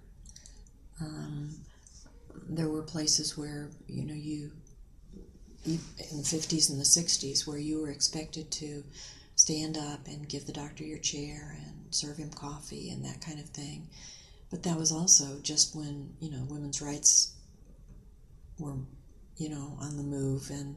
And so a lot of those changes happened because of that kind of thing. But it also helped that we were getting educated and that our job was not serving coffee to the doctors. And so increased education was kind of a double-edged sword, because in some ways it was threatening to the people we worked with. People, would, criticize, more book learning, and what good would that do? But at the same time, we were able to catch things that either were mistakes that the doctor had made and said, you don't really want to give that dosage, do you? Or call them, even though they didn't want to be called in the middle of the night, and you would be sworn at and called names, but you would say, this patient has had significant change in this way, and this way, and this way, and I think it's dangerous, and I think you need to check them. Increasingly, that kind of folded into the Nurse Practice Act and the Medical Practice Act, so that if the doctor writes an order that's a mistake, and that happened in the 40s, no nurse would probably question him. It was kind of unheard of, and she might be fired. And later on, if she didn't question it, it's the doctor's error if he's written it wrong. But if you say, that doesn't look right, and give it anyway, I'm equally liable for causing harm to the patient, or potential harm. So, it's in everybody's interest to look out for the welfare of the patient. The same thing was happening in the operating room. In past, if there was, the doctor contaminated a glove when he was in the middle of a case, the nurse would, say, I think you, touched something. Well, the right thing to do to make sure the patient doesn't have an infection after surgery is to say, anybody who questions anything, you assume it's contaminated and you do something about it and change gloves or change the sterile field or whatever you need to do. And so increasingly, I think nurses got equal voice or more voice than they had in the past about all kinds of decisions. So now if someone How would someone find someone in a hospital then? Would they have to go in and ask, or would they have to already know what room they're in? If they come to the hospital and they want to visit someone that they already know is in the hospital, they come to the visitor's desk, usually in the lobby, and they're glad to send them up to the floor. But those are generally within visiting hours. And there's going to be people, on the floor. If there's someone who's so sick, frequently nurses have to act as crowd control. Say you have someone who's an important and revered member of the church, and everybody has just heard that they had a heart attack, and so they want to flock to see him. They want to bring him flowers. They want to know that they're praying for him or whatever. That person doesn't need all those visitors, and so you put a big sign on the door. You tell everybody at the desk, no, family only. You might even keep them from their family if they've got a bunch of people who are hysterical or are going to cry and upset the patient. My obligation is the patient. And so I might put a big sign on the door and say, we've just given him something for rest. He wants to know that you are here. Why don't you sign and make a note here, and I'll make sure he gets it. Well, then they feel like, he'll know that they cared or made the trip over to the hospital. But sometimes it's a real hardship on a patient, because patients who are dying feel like they've got to support their spouse because their spouse is grieving. Or tell the children not to cry because, and so they're trying to support everybody else in the room. So that's when nursing steps in and says, we can help counsel you through this. That's really good. That's really important. Well, the patient, in a lot of ways is captive. They're sick. They're in the bed, and I've had to throw out clergy because there have been policies in the past where clergy will come to the hospital, and it's not like they find a card and say, oh, this is a member of my denomination, or this is a member of my church. They make rounds and go into rooms that they don't know that person and don't know what denomination they are, to go in and pray over them. And somebody will tell me, I didn't want him in there, but I didn't feel like I could throw him out. I feel like I can throw him out on the patient's behalf. And so I will say, who are you here to see? Is this a member of your congregation? Because here's this poor person laying in bed, and anybody who walks in the room, is fair game. I walked up there, and this woman came towards me, and she introduced herself, and her name was Barbara. And I said, my name is Barbara too. And I says, and we started talking, and I says, why are you guys doing this to our people? I says, do you know? I says, that my people come from over here. I said, my grandmother was born and raised in this area. And furthermore, my mother was, my family came from this area, and this is where our families are buried. Our Indian people are buried over here. And I says, you guys are just denigrating our body, our spirits. You're killing our spirits. And I said, a lot of my people, my Shoshone people, were buried wherever they died. I said, in those days we had no graveyards till you white people came along. Well, I didn't say it that way. And I didn't realize I was that angry. And I had no idea I was going to even say anything. And when I opened my mouth, it just wouldn't come out, and she finally got that young man to come and talk to me. And I asked him, what are you guys going to do? I think, I've never been a talker, but that's the second time that I opened my mouth. My first one was Dr. Reed. And I'm thankful that I can talk now. Before nobody ever listened to what I have to say. They will listen, they'll hear me, and then they'll use it. But they act like they don't. Whatever I say don't mean anything, and before I know it's being used. So I guess I'm a little helpful. I don't think that I'm always be my Indian self, you know, and respect people. Mm-hmm. And I expect people to respect me.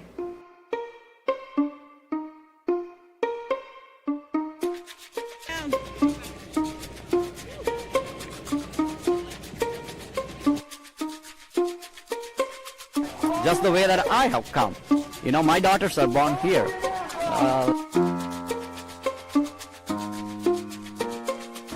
Hola, soy la primera generación en poder ir a una universidad.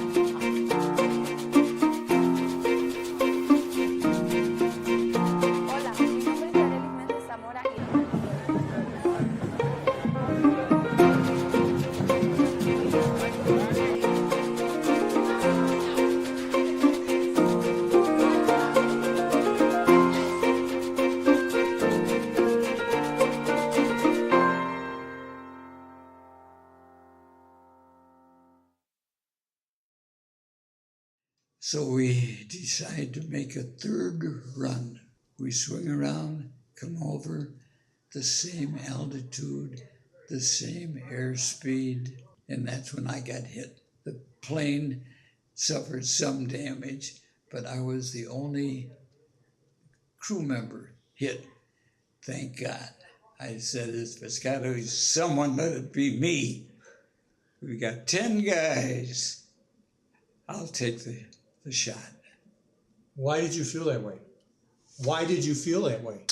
Wouldn't it be normal to say, well, I want the other guy, not me? Well, that's what is normal to some people. Uh-huh. My normal is what I did. Okay. Okay. Now, you were in the front of the plane, in the nose. very tip, as I Next to showed the navigator, you. right? Right. And it was flak that came through? It was flak, okay. Right. Okay. And flak usually is very small pieces, well scattered. And I knew we had been hit, meaning the plane, so I reached up to get my control for my speaker to the pilot. I was going to see what his situation was. And my arm didn't seem to reach up. This one was fine, but this one was Your right arm. You're swinging your right arm. Just hanging. Okay. I believe I did attempt to use my left hand, and it wasn't effective. But I did notice something else. I was looking out for rain. Rain?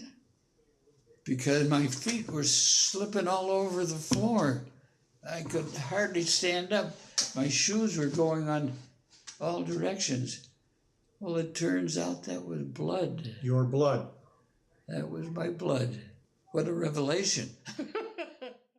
The other thing is you find at Howard, there were professors that you could tell were there strictly because they wanted to teach the specific demographic of student. Mm-hmm. And because of that, failure wasn't an option.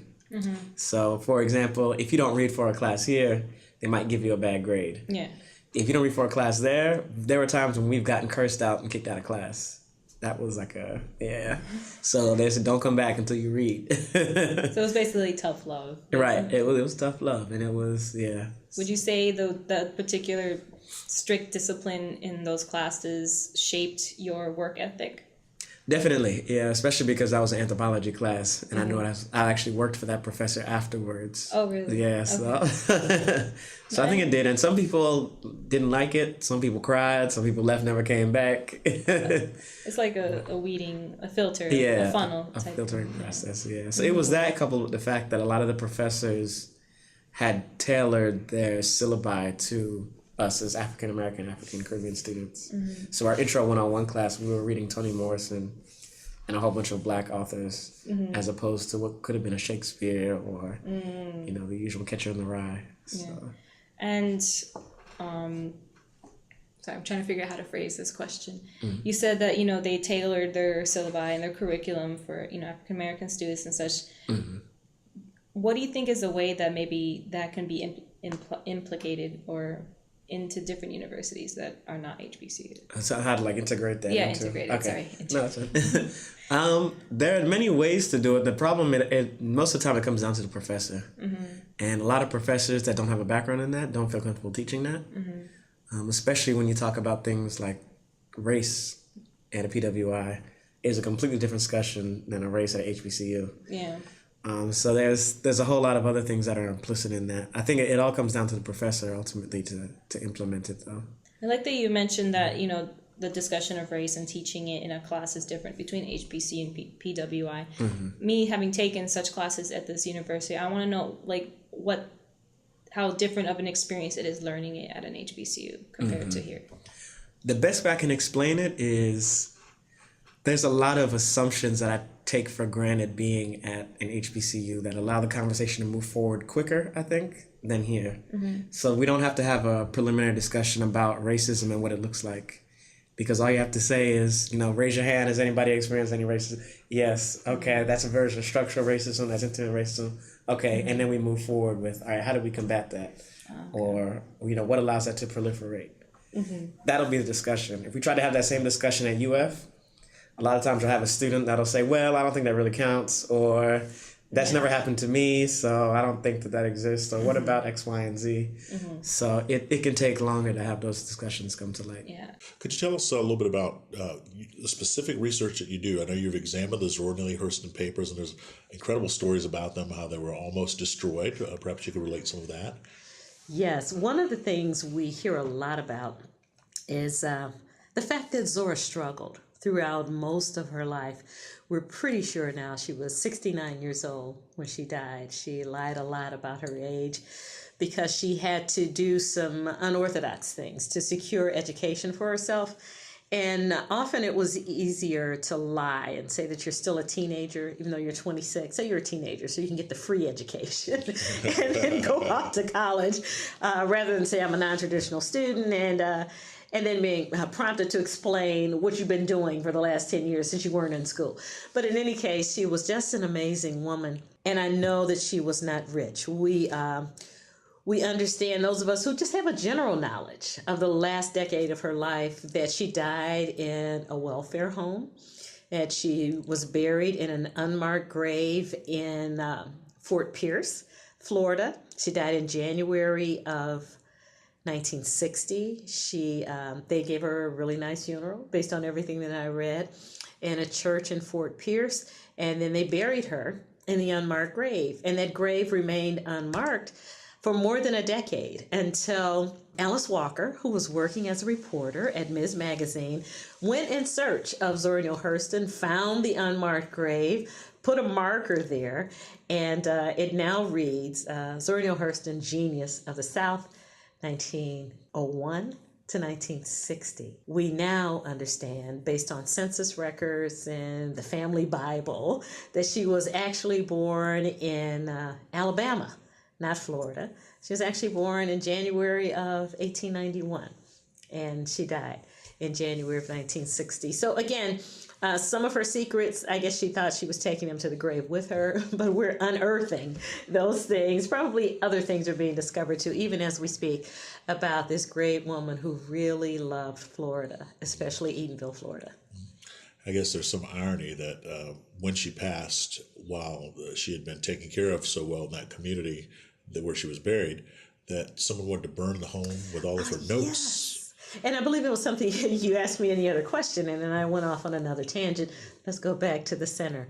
Those papers that were almost destroyed in the wake of her passing, the ones that survived are actually housed here at the University of Florida in the Smathers Library and Special Collections, and certainly almost all of her books are in the rare books collection. So it's really wonderful to be on this campus and have access to those documents. And you can see the damage that the fire did. You can see the water damage from the gentleman who said, no, she was a famous writer. Don't burn her papers. We need that. And then just take a garden hose and put the fire out. So you see all of that. And that's something that I don't think we would experience the research in the same way without being able to hold those documents in our hands, knowing that they're encapsulated in what appears to me to be plastic. But again, to be able to turn the pages and sort of, recreate this woman's history or try to piece it together. Even around the burn marks, there's a fragment of a letter here. There's something really important that she was trying to say to somebody in the world. And we can sort of guess at the meaning of some of those things. But that someone had the presence of mind to put the fire out and say, this is worth preserving. We don't care that she was in a welfare home. We don't care that none of her books were in print. She was somebody important.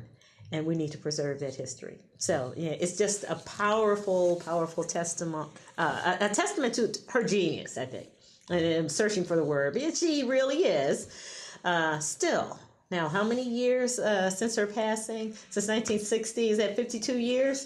Definitely 50, 52, 53. Yeah, so we can do the math, right? Even the historians need to do some math occasionally. But yeah, I think from 1960... 50 to 53 years, yes. This is 2013.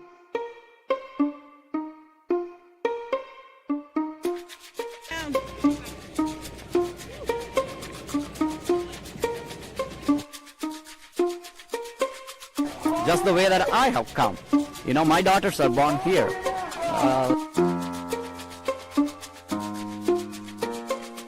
Hola, soy la primera generación en poder ir a una universidad.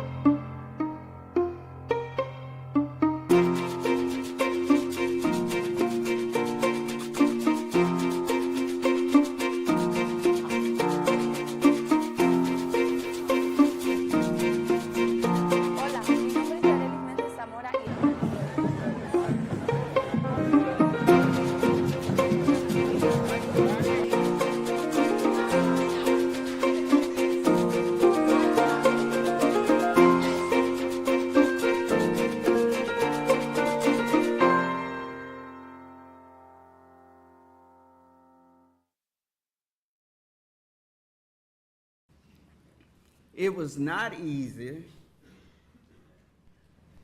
Oh, I'm supposed to have 20 minutes. Oh, honey, I hope I didn't take all of yours.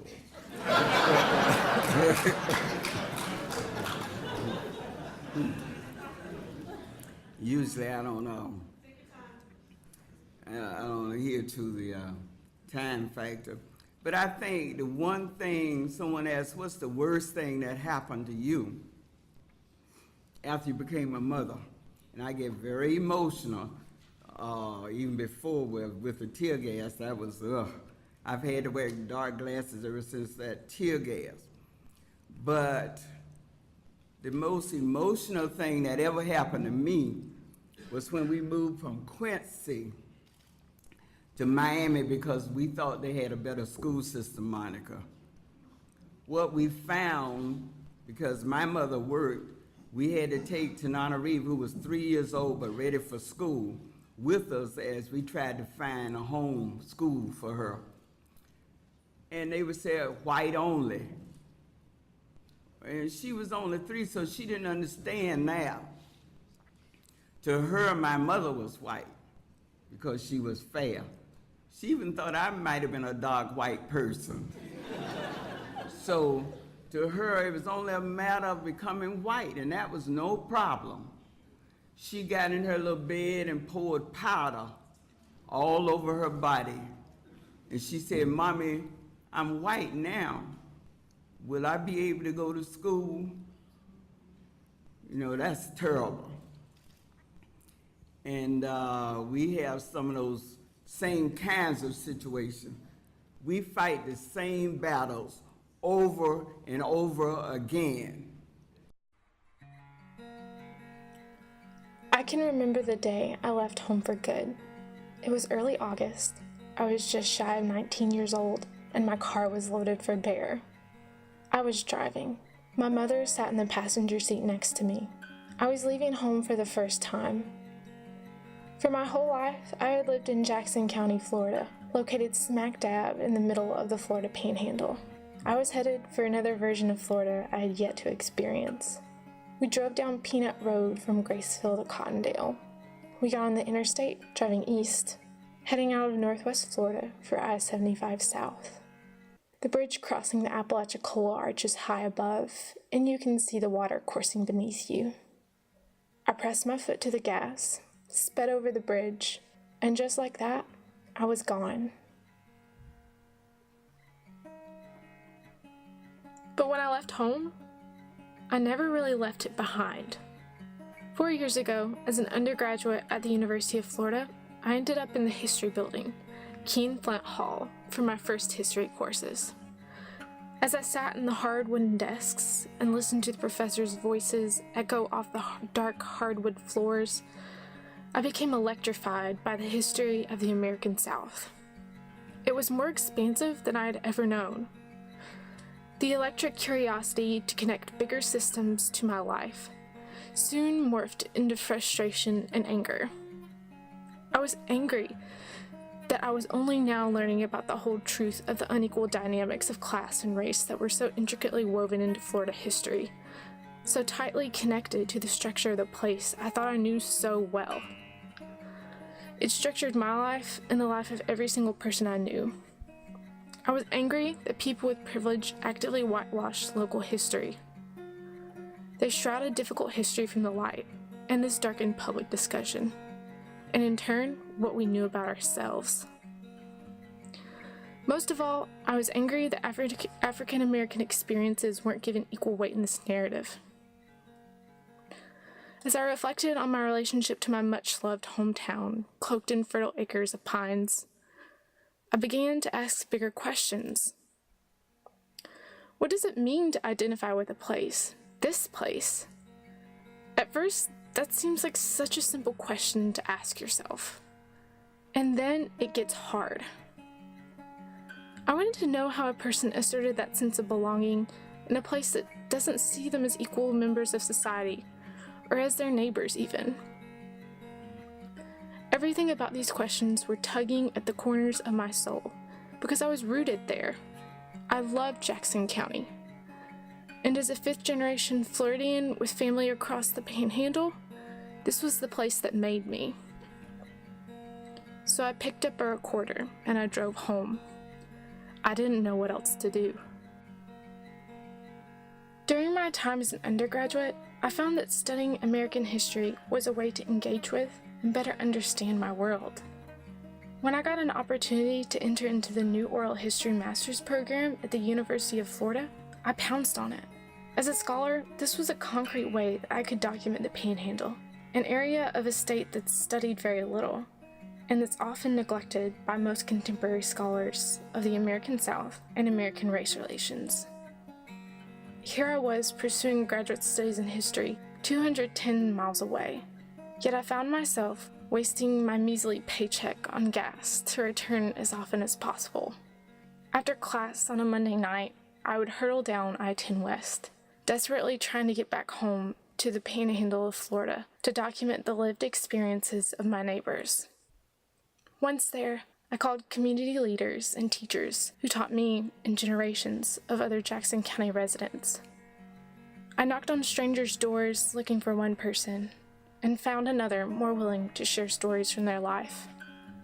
I called friends from high school to ask if I could interview their grandparents.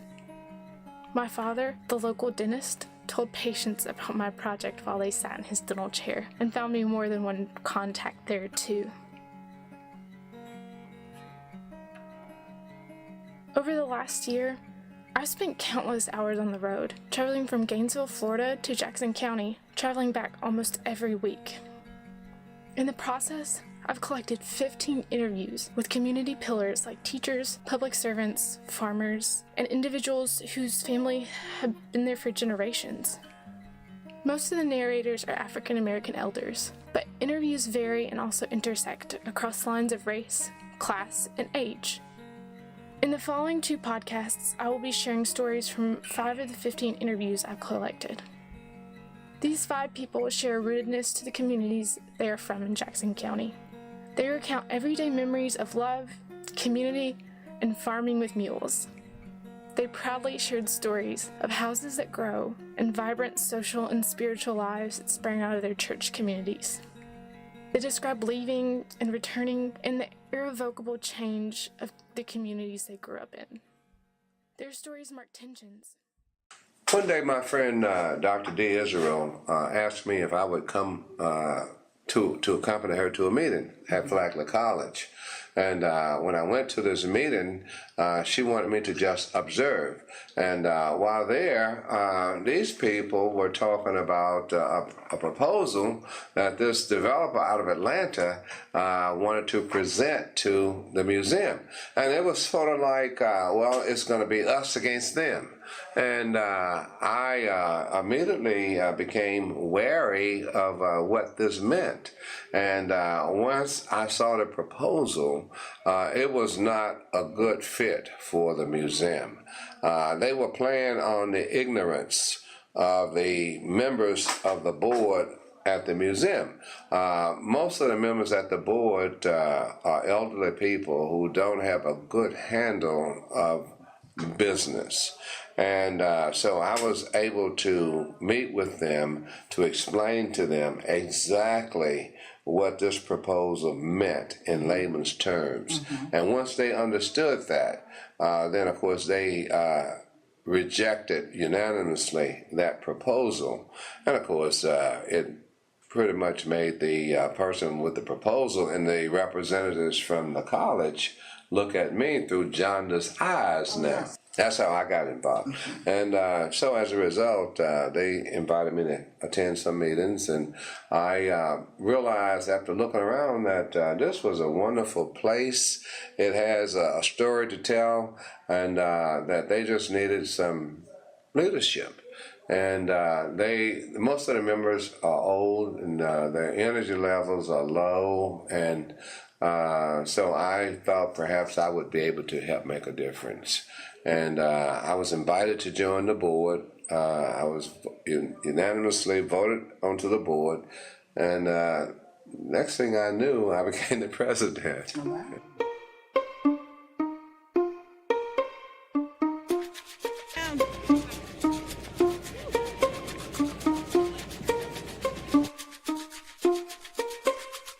Just the way that I have come.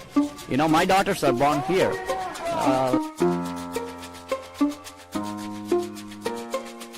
Hola, soy la primera generación en poder ir a una universidad.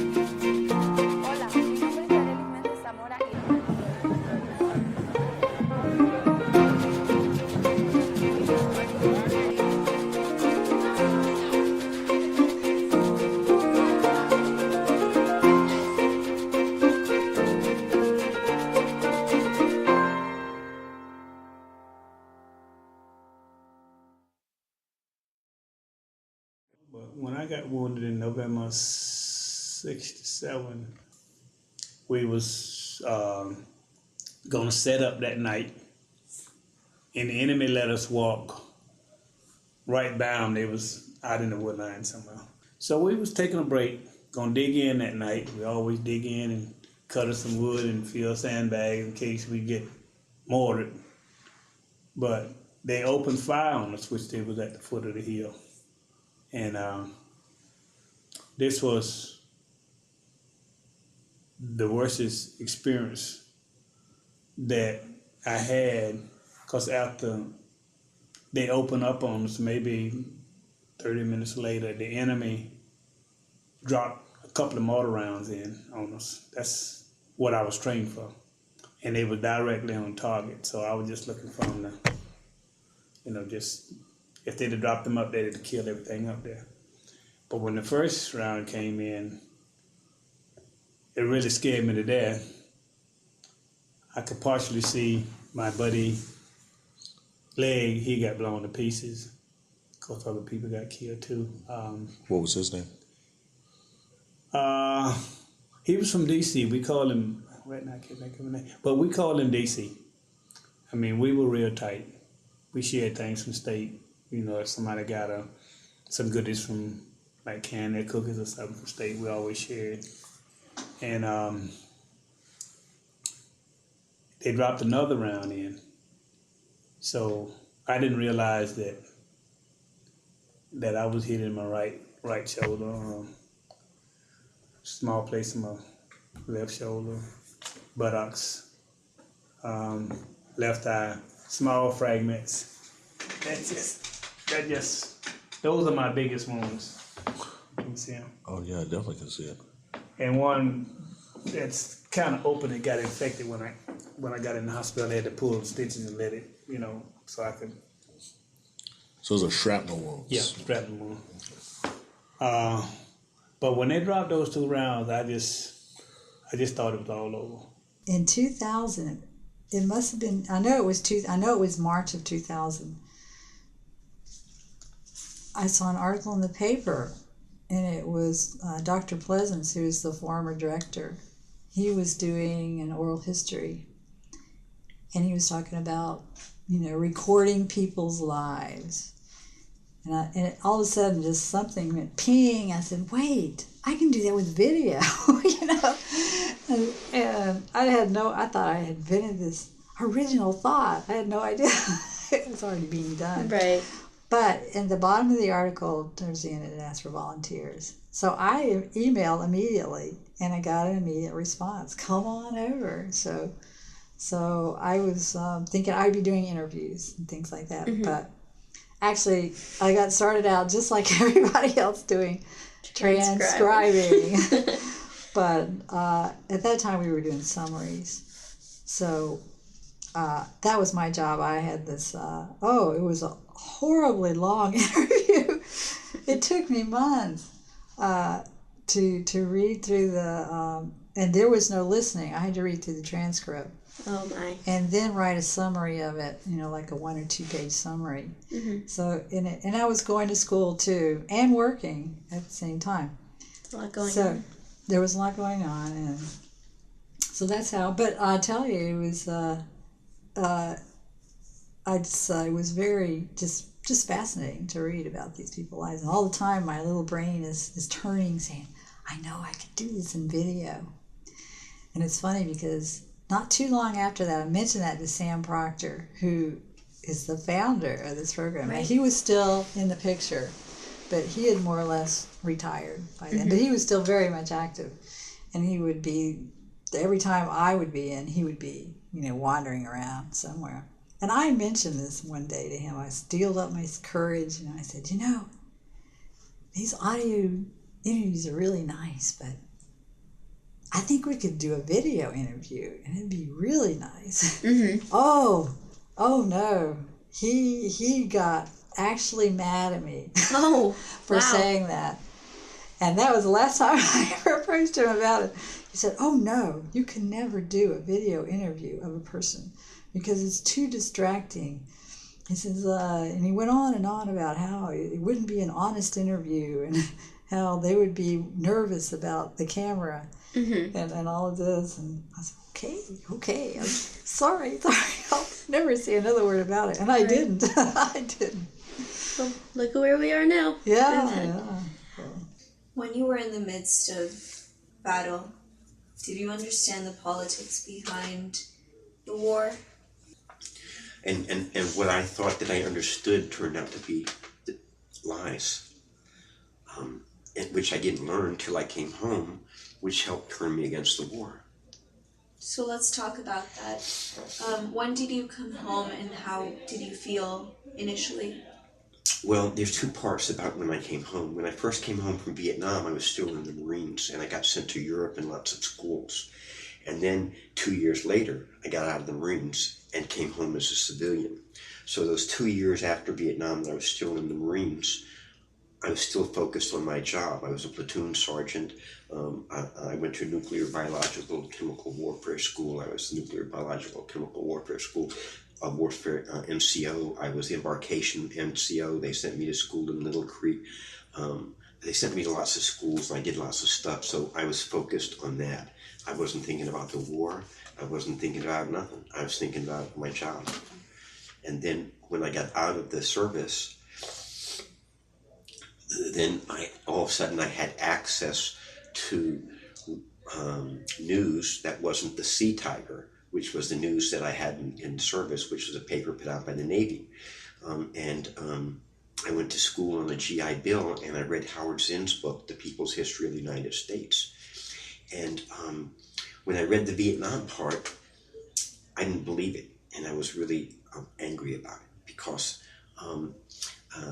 I was taught that Vietnam was two countries and that southern Vietnam was our ally, and they were being attacked by the communists from the north who were trying to take over the world, and that it was our duty as their ally to go defend them, and it was our duty to get the commies over there before they came over here. So I was okay with all that. When I read Howard Zinn's book, I saw that Ho Chi Minh had really been our ally in World War II. And the OSS parachuted a guy named Archimedes Patty into Vietnam, who met with Ho Chi Minh, helped train him and his Viet Minh guerrillas to fight against the Japanese. And we told them that when the war was over, they could have independence and self-determination, but because before that, they were a colony of France's, and they were fighting for the French, and then the Japanese came in and kicked out the French, and then they were fighting the Japanese. And then after World War II, the Japanese were knocked out, and then we put the French back in. And the French couldn't afford to do it, so we paid for the French Indochina War. Then the French were defeated at the Battle of Dien Bien Phu in 1954, and a treaty was signed called the Geneva Accords. The treaty was signed by the French and the Vietnamese. The United States almost immediately started violating the treaty, and the United States said it wasn't violating the treaty because it didn't sign the treaty. But the treaty said no foreign troops, no foreign weapons, no advisors.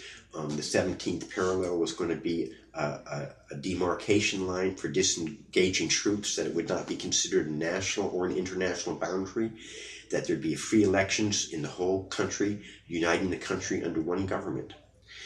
Those free elections didn't take place in the southern half. They only took place in the northern half.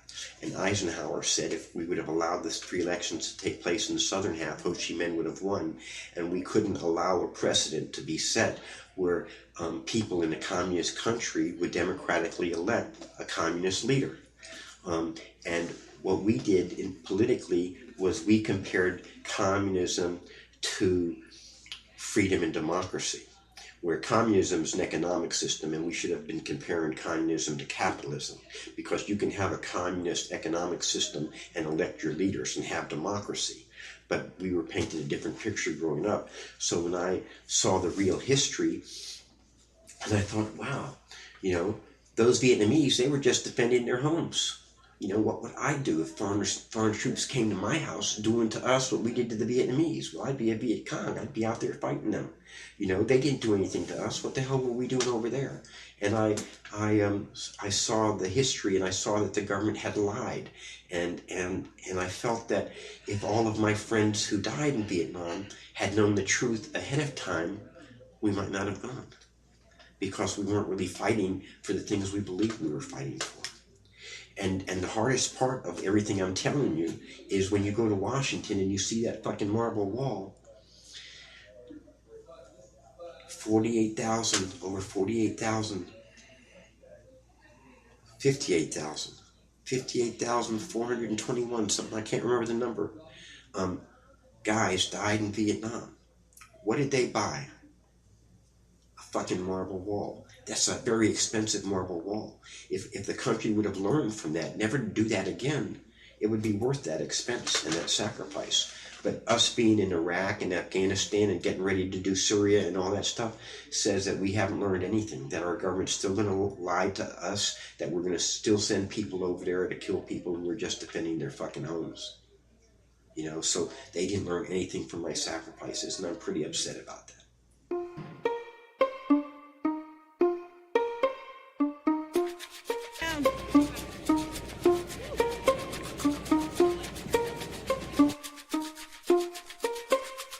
Just the way that I have come. You know, my daughters are born here.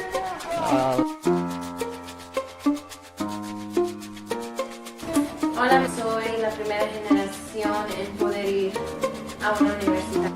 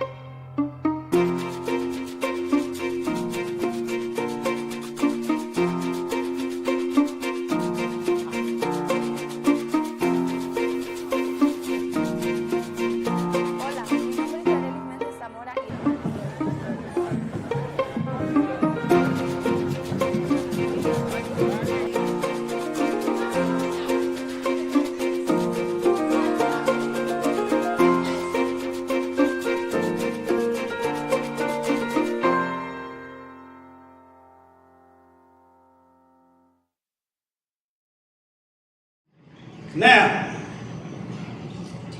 let's talk a little bit about rebels and runaways. My first book, entitled Slavery in Florida, Territorial Days to Emancipation, came out about 12 years ago. This book, Rebels and Runaways, is a continuation of my research into antebellum Florida history. By the end of my presentation, I hope you will see why I feel that this book is different from similar studies of slave resistance in the antebellum South, and why I think this study is very important to understanding the diverse and rich history of Florida and this nation. Isn't it strange that princes and kings and clowns that caper in sawdust rings and common people like you and me, we are the builders for eternity. Yes, the people I will talk about for a few minutes this evening were indeed common people. They were ordinary people. Nobody knew much about them, but they were builders for eternity. They were ordinary people, and I believe sincerely that they did extraordinary things. They were not well-known personalities. You could not find a lot of them in the history books, but nevertheless, they had a dynamic impact on American history. See, this book that I wrote is not simply about tragedy of a group of people. It's about triumph. It's about celebrating the lives of ordinary people. It's about talking about their humanity, the humanity of these people. It's about their suffering. It's about their agency to do things for themselves. It's about their perseverance. It's about their love of family. It's about the impact that these common people, these ordinary people, had on the history of Florida. It's about love for territory. It's about love for a state that did not, during that period, love them back. I want to say this with a clear voice. that I did not treat these human beings as only victims, but as people who spoke up for their freedom, who ran away to gain their freedom, and are people who fought many times from the 1500s up to the Civil War in order to gain their freedom. Well, like I told you, I started, I started when I was 11, but as I went on, then I used to go around, police ran there called Dawes Creek. There was a fellow around there, I used to work for him. And I used to go around there, sit in the garage, make crab pots. And say, I mean, a whole lot of times he wouldn't take me with him crabbing, but he'd leave me there to make crab pots and stuff, you know. But I'd help him do odds and ends. And then a little later on, as I got up, then I crabbed some for him. I took a boat, crabbed for him. I've crabbed for a lot of people. Oh, I got my own boat now. Yeah, I had it. I got my own boat back in. I had my own boat right go off. I've had that since the 60s, all right. I crab for myself. But I used to work for other people until I got crabbing. And I used to crab for Archie Hudson. And a bunch of them I used to crab for. They furnished the pots and the boat and everything and give me half. Well, we got some young ones. I mean, they're crabbing, they get around, and I tell you the truth, sometimes it almost make me sick to see what they can do, what I can do. What do you mean? I mean, I say, oh, I wish I could do that one more time, them young boys. But I tell them, if you get my age, it's going to come to you too. I had a boy tell me the other day, said, you too old, you ought to retire. I said, yeah, I'll agree with you there, but I like to do it. And I'm going to tell you something else. When you get my age, you'll find out too. It's a hard job to quit something you've been doing all your life. And I made a mini crab pot too. I like to make crab pots. I go there sometime night, 11, 12 o'clock, make crab pots. Wow. For it's working now. I've worked hard, and I mean, but no, I've had a good life, because the Lord been good to me. When you growing up and ain't got no education and working on the waterway, I've been doing it, and I've been lucky. I've been lucky a whole lot. Which one were you just singing? You just started one. I interrupted you. All right, I'm gonna try this one now. All right. Let me see now. Before you take another step, that's something you should know about the year ahead and how they'll be. You be living in a butterland where roses hardly grow, 'cause all I do offer you is me. There'll be no mansion waiting on crystal chandelier, and there'll be no fancy clothes for you to wear. Everything I have is standing in front of you to see, 'cause all I have to offer you is me. Sweetheart, you know I love you so, in every way I can. Make sure that's what you want while you're still free.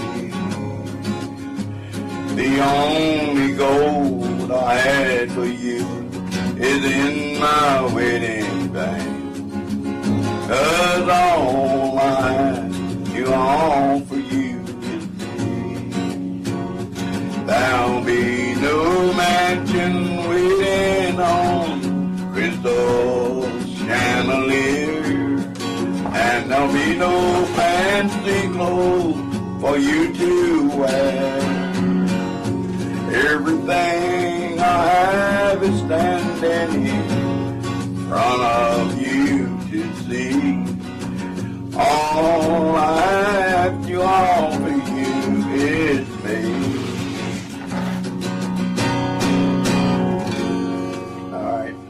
I like that. So it was interesting because I grew up, I think, thinking pretty much as I knew I was Mexican, but a lot of internalized oppression from school, not from home. My mom just didn't let Mexican stuff happen in the home, which I didn't know till later. And I don't think she did it out of any type of, I think she did it out of ignorance. Because she had her, she was the one that ran the family. Like, if you look back at all those, like, Leave It to Beaver and Donna Reed, Dad would go and, to work, and Mom would run the house. So the house was like this very white space. And But what do you mean by she wouldn't let Mexican stuff in the house? like literally, my dad would anytime he wanted to listen to mariachi, or my dad likes ranchero music, she would go, what will the neighbors think and stuff like that, turn that down.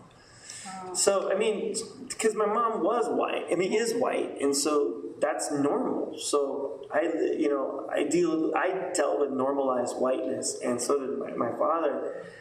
That his story is different, right? But for me, it was I grew up with a lot of us, right?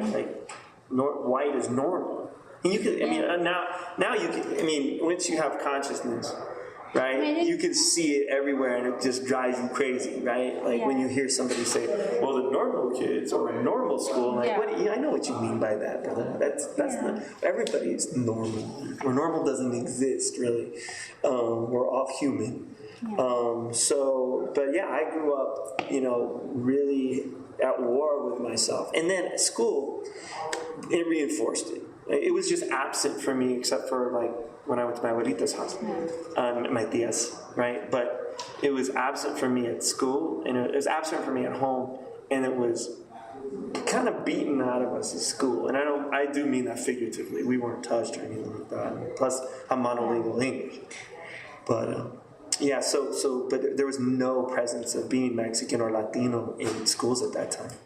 But did you ever, kind of search for it while you were living at home? Ask your dad, well, can you tell me about the music? Can you talk to me in Spanish? Did you ever want it or feel that it was missing in you? Well, I definitely felt it was missing, and that's why we're here today. If somebody would have said when I was 15 that I would be who I am today in this town, or some people would even say nationally,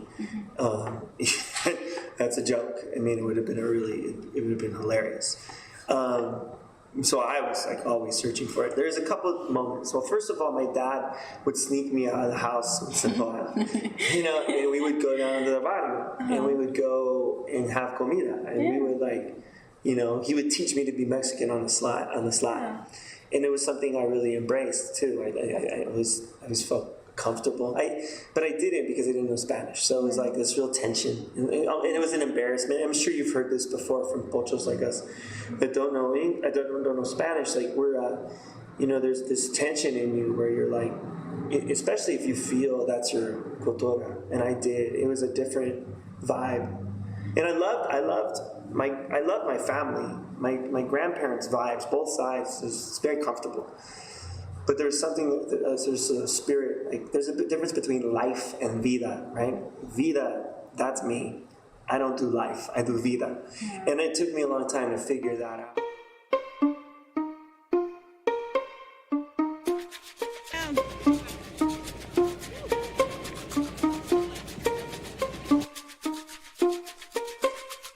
Just the way that I have come. My daughters are born here.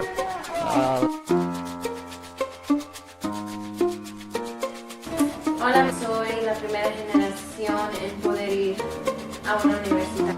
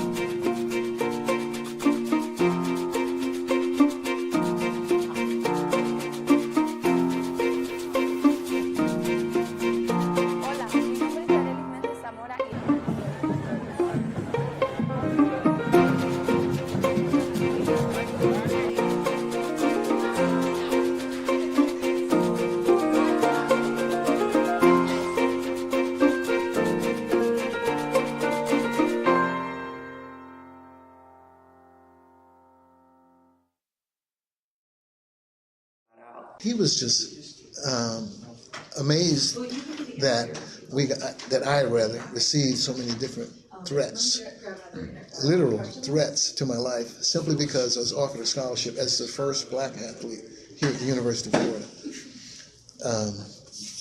Death threats, threats of our demise, the entire family. I'd never make it to Gainesville.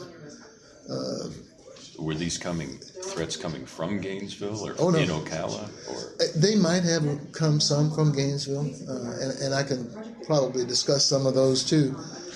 But the local folks took the lead in making those threats. Although it's been documented that even some of the state legislators during that time were against the University of Florida awarding a scholarship to a black athlete. And that was documented, which surprised me. I didn't realize that until many years later.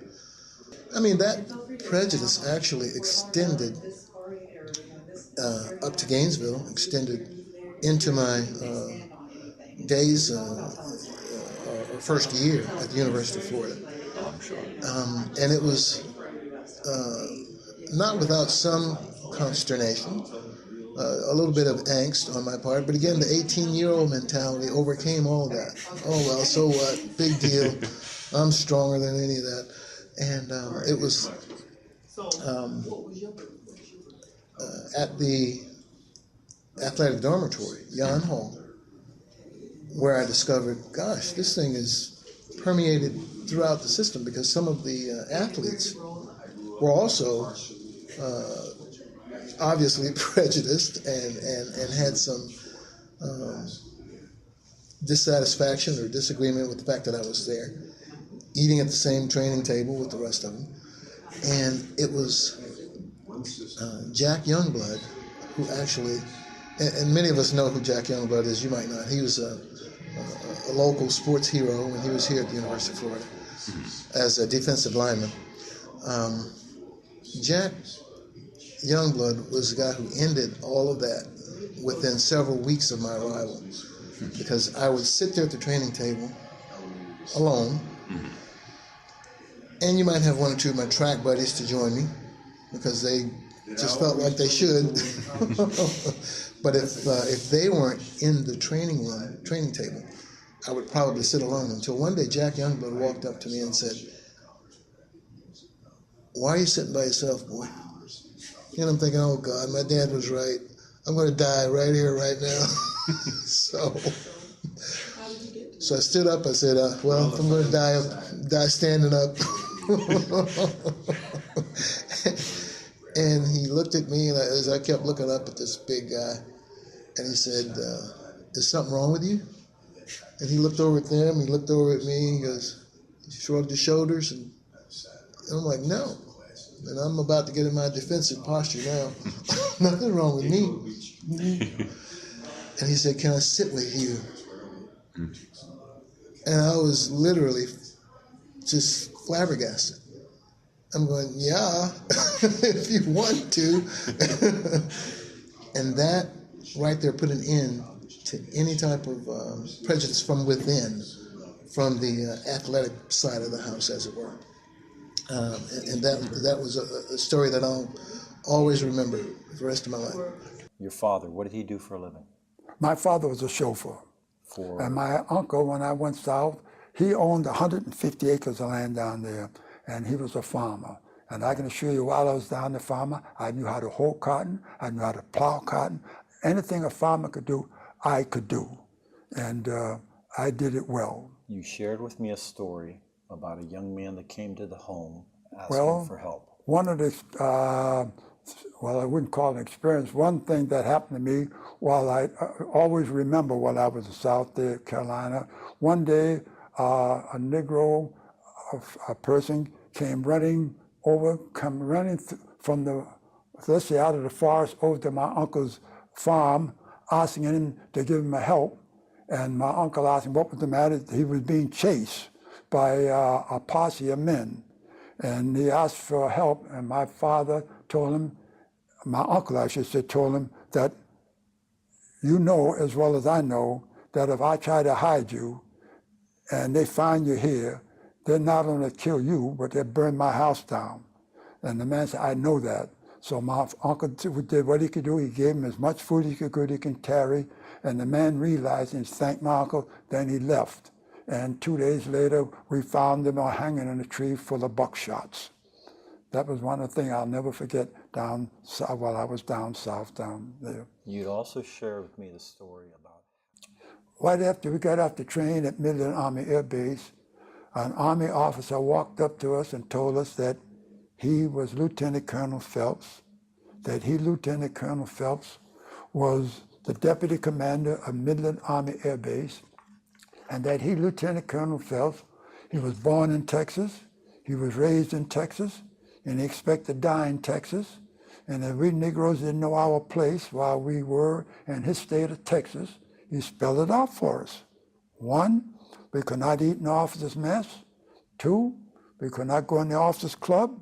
3, if we go in the theater, we could not sit in the officers' section. And 4, if we go to town, we had to ride the back of the bus. Now, just for the people that are going to be listening to us, an officer's mess is what? A cafeteria. Okay. So you couldn't eat in their cafeteria. There's a cafeteria. And the officers' club is a social There's area. social area. Pick it up from there. 12 o'clock sharp, we arrived at the cadet mess hall for our noonday meal. Meals back in those days were called breakfast, dinner, and supper. 12 o'clock, 12:30, 1 o'clock, no food. But we observed that every time a group of white cadets came in and sat down, they were promptly fed. After the last group had been fed, the mess sergeant and his crew started bringing us officers what was left of the food. By this time, we were so angry that we told the mess sergeant and his crew to take the food they were bringing us and shove it, walked over to the officers' mess and to demand that we be fed. The next morning after breakfast, Phelps and his crew came over to our quarters, demanding to know why we had disobeyed his orders. We told the colonel what had taken place, and they told us that excuse wasn't good enough for him, and for disobeying his orders, you can have each and every one of us court-martialed. One of my classmates, who had spent a year at the Pentagon before becoming a navigator, said to us, if we're going to be court-martialed, let's not be court-martialed by a lieutenant colonel. Let's be court-martialed by a general. And we all said, what difference does it make? And the answer was, it just looked better on our records saying we're court-martialed by a general than a lieutenant colonel. So we said, good, write us a letter. Incidentally, the letter we wrote to this Southwest general, it took my daughter 12 years, but she did, to get a copy of it, which I have in my possession right now. After a couple of hours later, the letter was brought over to my quarters, and after reading the letter, I had my other classmates seen the letter. And I was told I was the last one to see the letter because my quarters happened to be the last one in the barracks. I said, well, did they approve the letter? The answer was yes. I said, if they approved the letter, why aren't there any signatures on the letter? The answer was, although everyone read it and approved it, no one wanted to be the first to sign it because they figured he who signed it first Phelps was considered the ringleader. Well, I won't repeat what I said, but I said, I guess that leaves me because I'm the last one. So I was the first one to sign the letter. Then the rest, most of all my classmates, later on co-signed it. Later that afternoon, we sent the letter, airmail special delivery, to the Southwestern Commander General and placed a copy on the base commander's desk. A couple of days later, a group of white officers came over to our quarters and told us the general was on the base and ordered every white officer to meet with him in the base theater to discuss our problems or situations. Every white officer? White officers. Okay. We weren't invited. Okay. And that they were going to the meeting, and after the meeting, they would come and give us a report. Okay. About an hour or so later, the same group came back and gave us a report. After all the white officers had assembled in the theater, the general threw out the question to them, how should we Negro officers be treated while we were on the base? And we were told the discussion came so heated that a fist fight broke out amongst some of the white officers in the theater. And the only way the general could quell the melee was by having the national anthem played. After order restored, the general told the officers in the theater, though we were Negroes, we were officers in the Army Air Force. And being officers in the Army Air Force, we will be treated with the same respect and dignity of any other officer on that base, period. Walked off the podium, followed by the base commander. Right after the door closed on the two, Phelps told the officers in the theater before dismissing them, he would get him those Negroes was the last thing he ever did. Dr. Pleasance, you just recently announced your retirement after decades of service and academic scholarship. What kind of impact has being director of the oral history program had on you, both personally and as a scholar? As a scholar, I hesitate to use this word in the pure academic sense, but I have done research and written books, as I indicated earlier, with material from this program. So that is not the kind of hardcore research that historians normally do, but it is oriented toward oral history. But that has, to some degree, helped me in publishing more books and more articles and that sort of thing. And I've liked that. It has impacted me personally because I have thoroughly enjoyed the challenge of learning new things about the Seminoles or water management. It's really been fascinating to me to interview, and I told everybody about interviewing Pete Peterson, who was a POW for 6.5 years, and interviewing Congressional Medal of Honor winners and Holocaust survivors, and to get these incredibly poignant, fascinating stories from people who've gone through horrendous experience. I interviewed 2 guys who were on the Bataan Death March, and the power of these stories, the emotional level of these stories is just absolutely extraordinary. And it really heightened my sense of history and my desire to learn.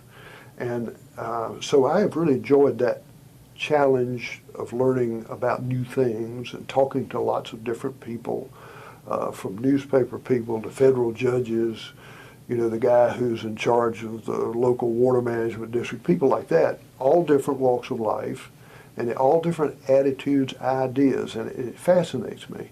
And the other thing that I have enjoyed probably as much as anything, I've been very fortunate to have had Roberta Peacock and these fabulous volunteers who you met, and we've had wonderful success in graduate students and interns. In 12 years, I think I've had to dismiss 2 people. Otherwise, it is a great working relationship. We have a good time. Roberta maintains this sort of family atmosphere. We meet frequently, and we go to lunch, and we have birthdays, and it really helps integrate the individuals, even who are undergraduates, with the graduates, with the older volunteers and the faculty. And so to sort of meld all these people into a unit has been very satisfying to me.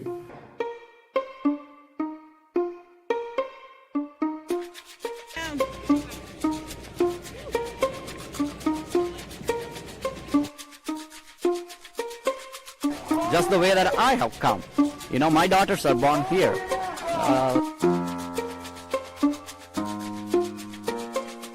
Hola, soy la primera generación en poder ir a una universidad.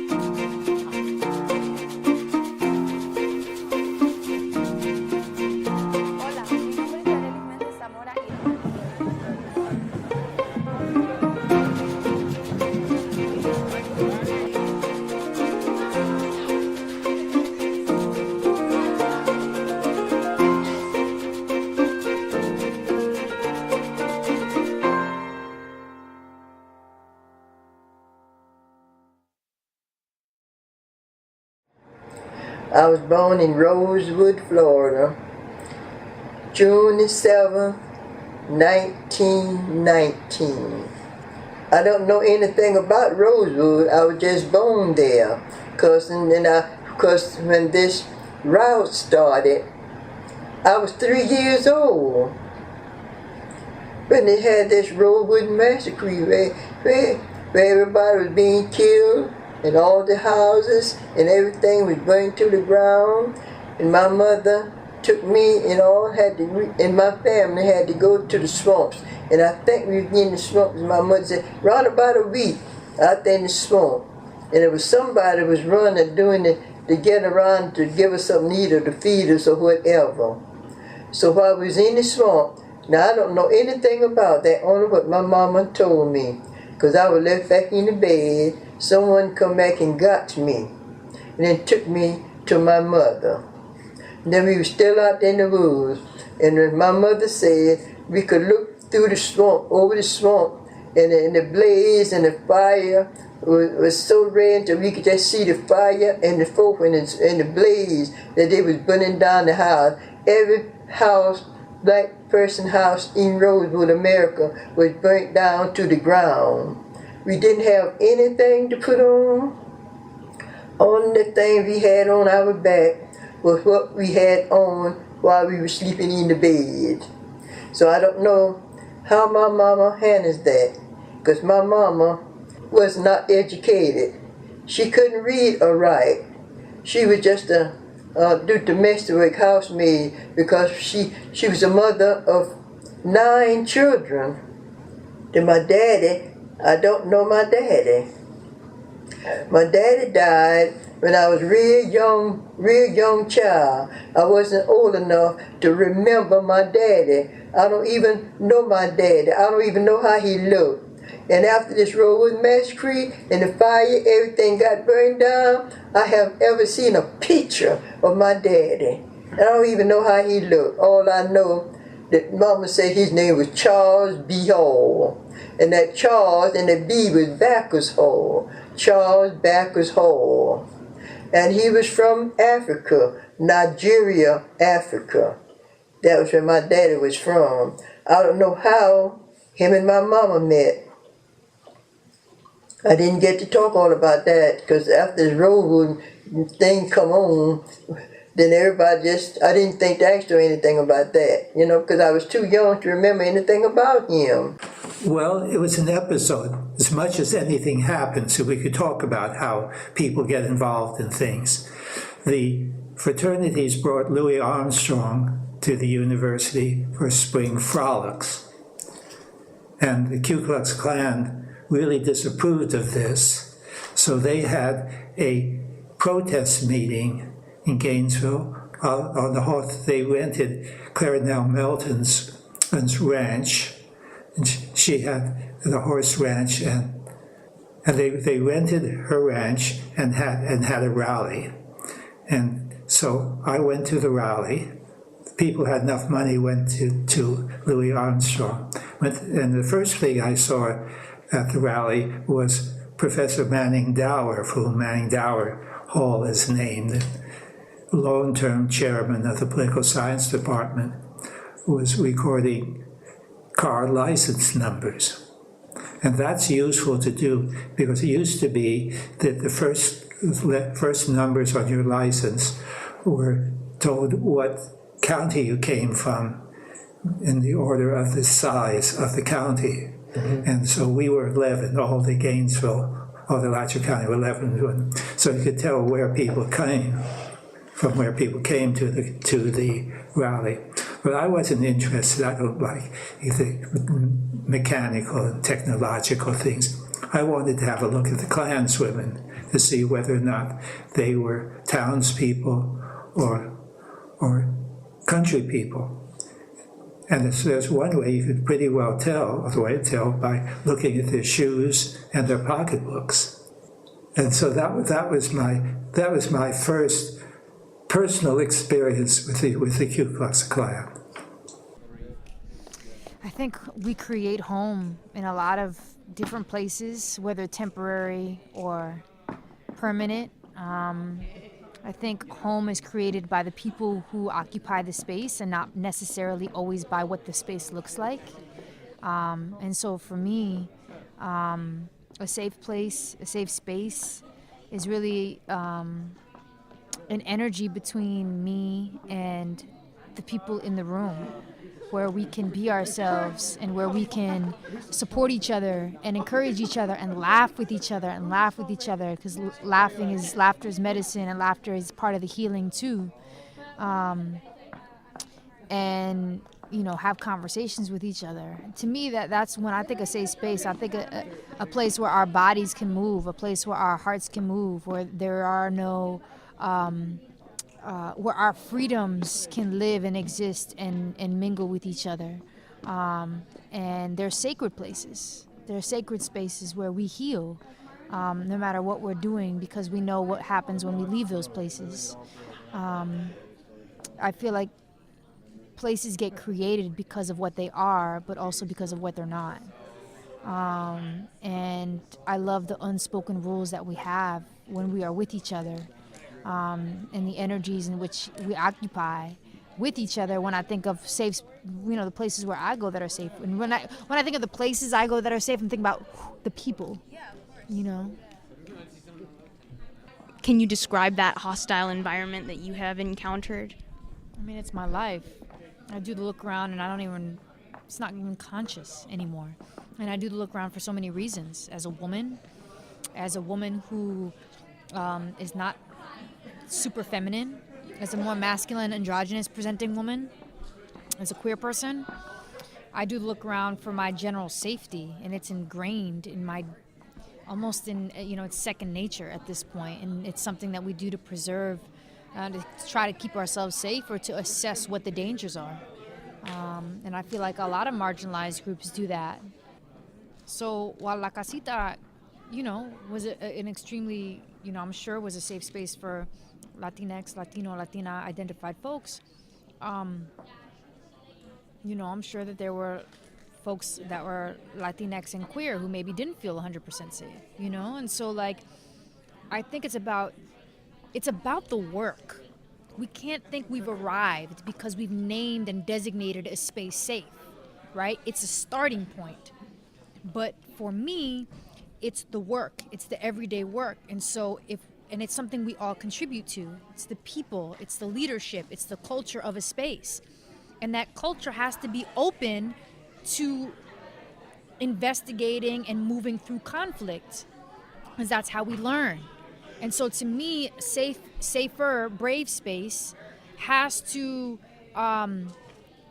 talk about what do we do with conflict, and how do we continually assess ourselves to make sure that we are doing what we say we do.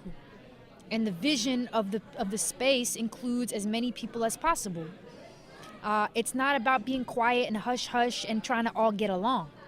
It is about a commitment to coming together because we have something in common, our ethnicity, our race, whatever that case may be, but also realizing that we're intersectional bodies and that we inhabit a lot of different spaces. And so how can we make La Casita a queer-friendly space? How can we decentralize heteronormative sort of assumptions that get made in these spaces? How can we decentralize machismo and a male-dominated voice in these spaces, right? It's what, the Young Lords had these conversations too, All these revolutionary groups, all these social justice movements, these conversations, they're all happening at the same time. And so we have to also be aware of that. We continually have work to do. It's a moving thing. It's a forever thing. It's each person coming to the table with the things that they want to contribute, and also being humble enough to assess their blind spots, because we all have them no matter what place you're in.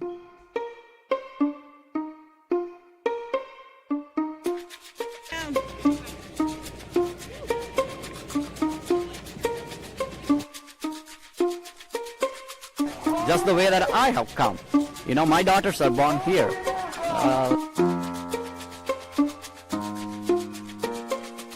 Hola, soy la primera generación en poder ir a una universidad.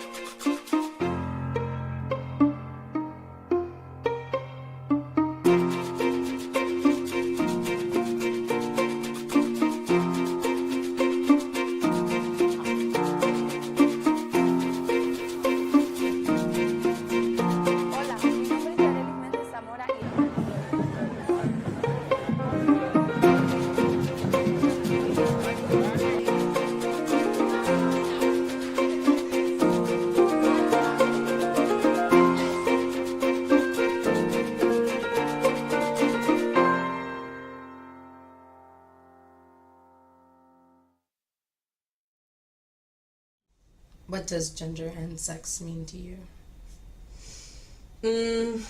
Well, I think personally, and I've thought about this particular subject, gender and sex and everything, for going on 10 years now, and read everything I could find under the sun, and I've gone through from periods of being really, really trans. I've been binding and packing and going strictly by he, and, you know, I've been a drag king, I've been fairly feminine, I've gone through sort of and tried everything.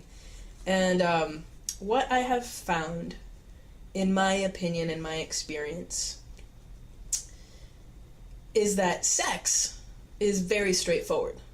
You have some certain parts, you have a certain chemical makeup, you know, science has found that it's not quite as straightforward as there's X and there's Y and boom. It's like actually on a chromosomal level, we're all transsexual. But, you know, to not get too complicated, sex is very, very straightforward. I have boobs, I have the underparts, I am female, and I personally don't have a problem with that. There's some people who feel very conflicted about that with themselves, and that's fine.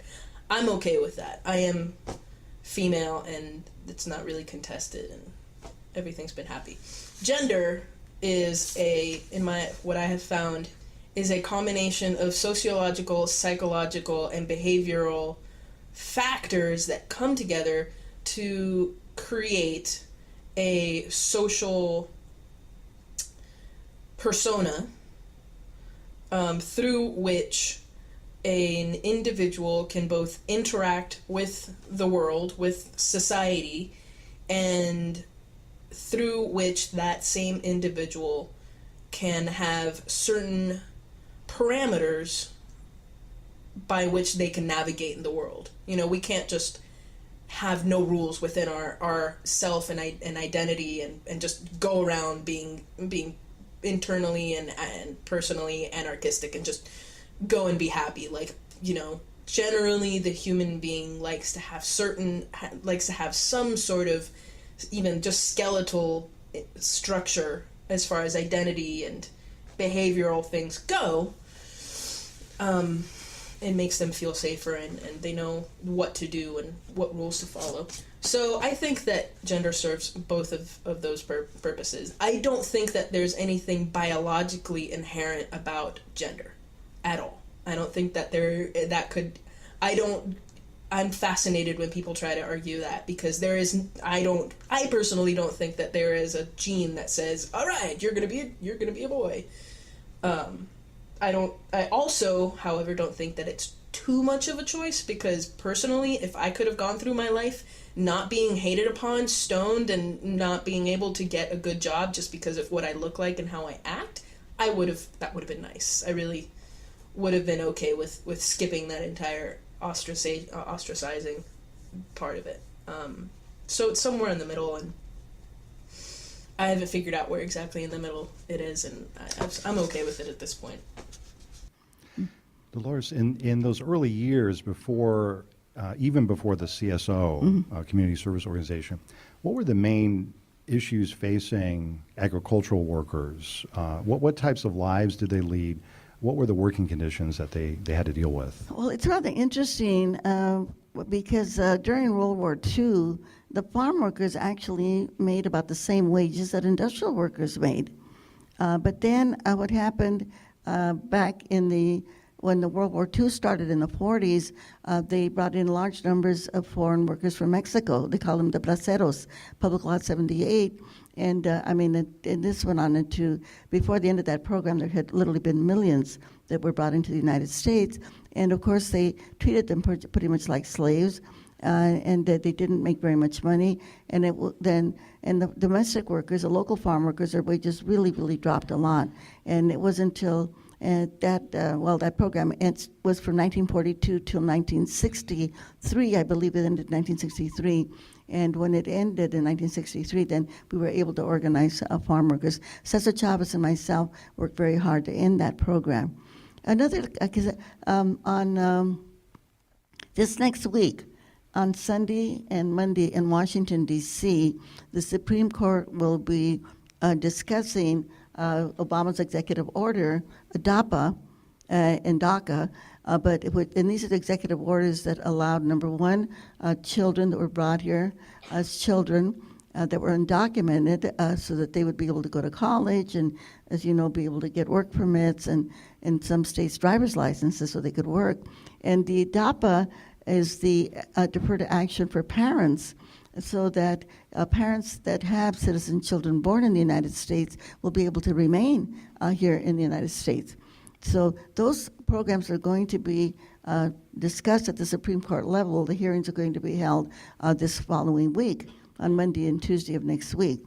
So we will be there. And the reason I'm mentioning this, and this is somebody, if somebody wants to research this, the reason I'm mentioning this is because when the Public Law 78, which was the Bracero, or Foreign Worker Program, ended in 1963, guess what happened?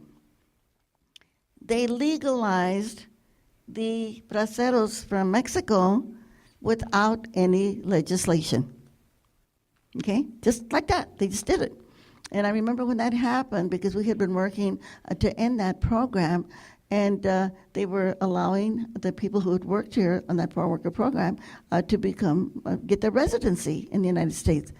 But they weren't allowing the women and the children to come in. I flew to Washington, D.C., and met with Douglas MacArthur II, who was a deputy undersecretary at the Secretary of State's office.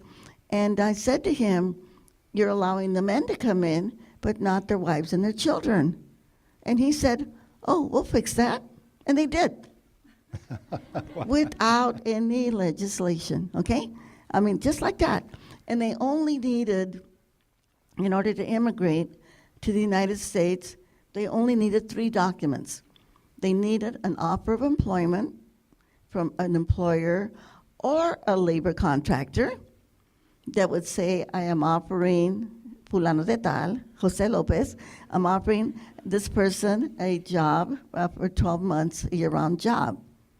Then they needed a second letter that said, from somebody in the community, that said, "I will sponsor Mr. Lopez and his family so they will not have to go on welfare if something happens." You know what I mean? If they lose their job or whatever.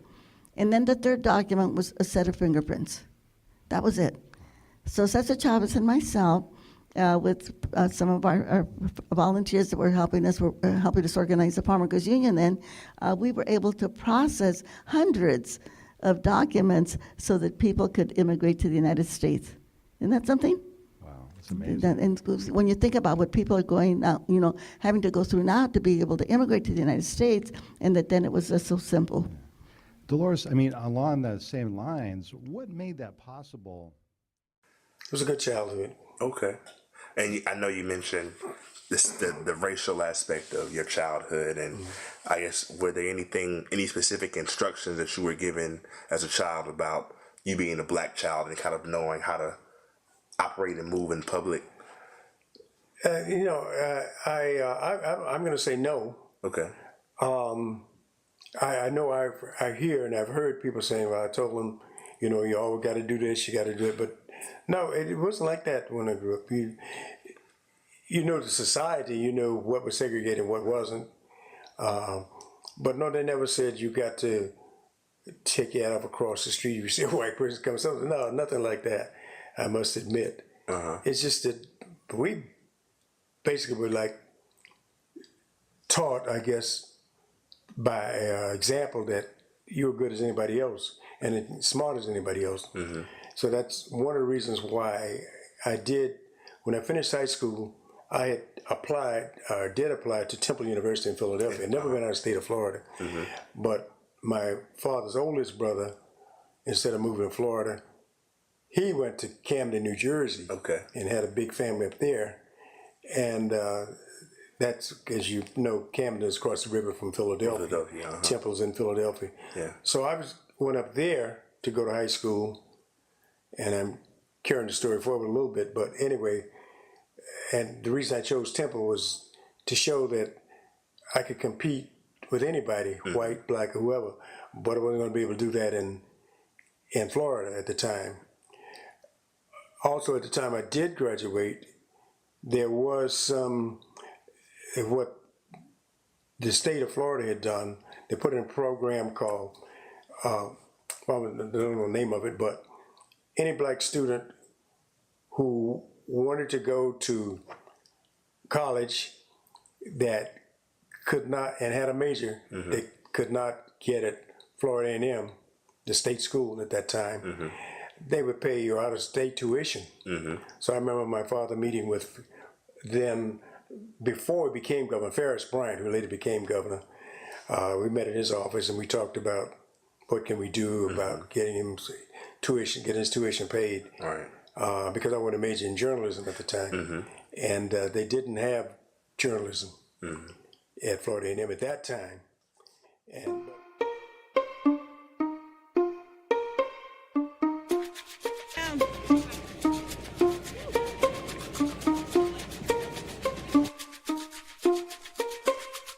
just the way that I have come. You know, my daughters are born here.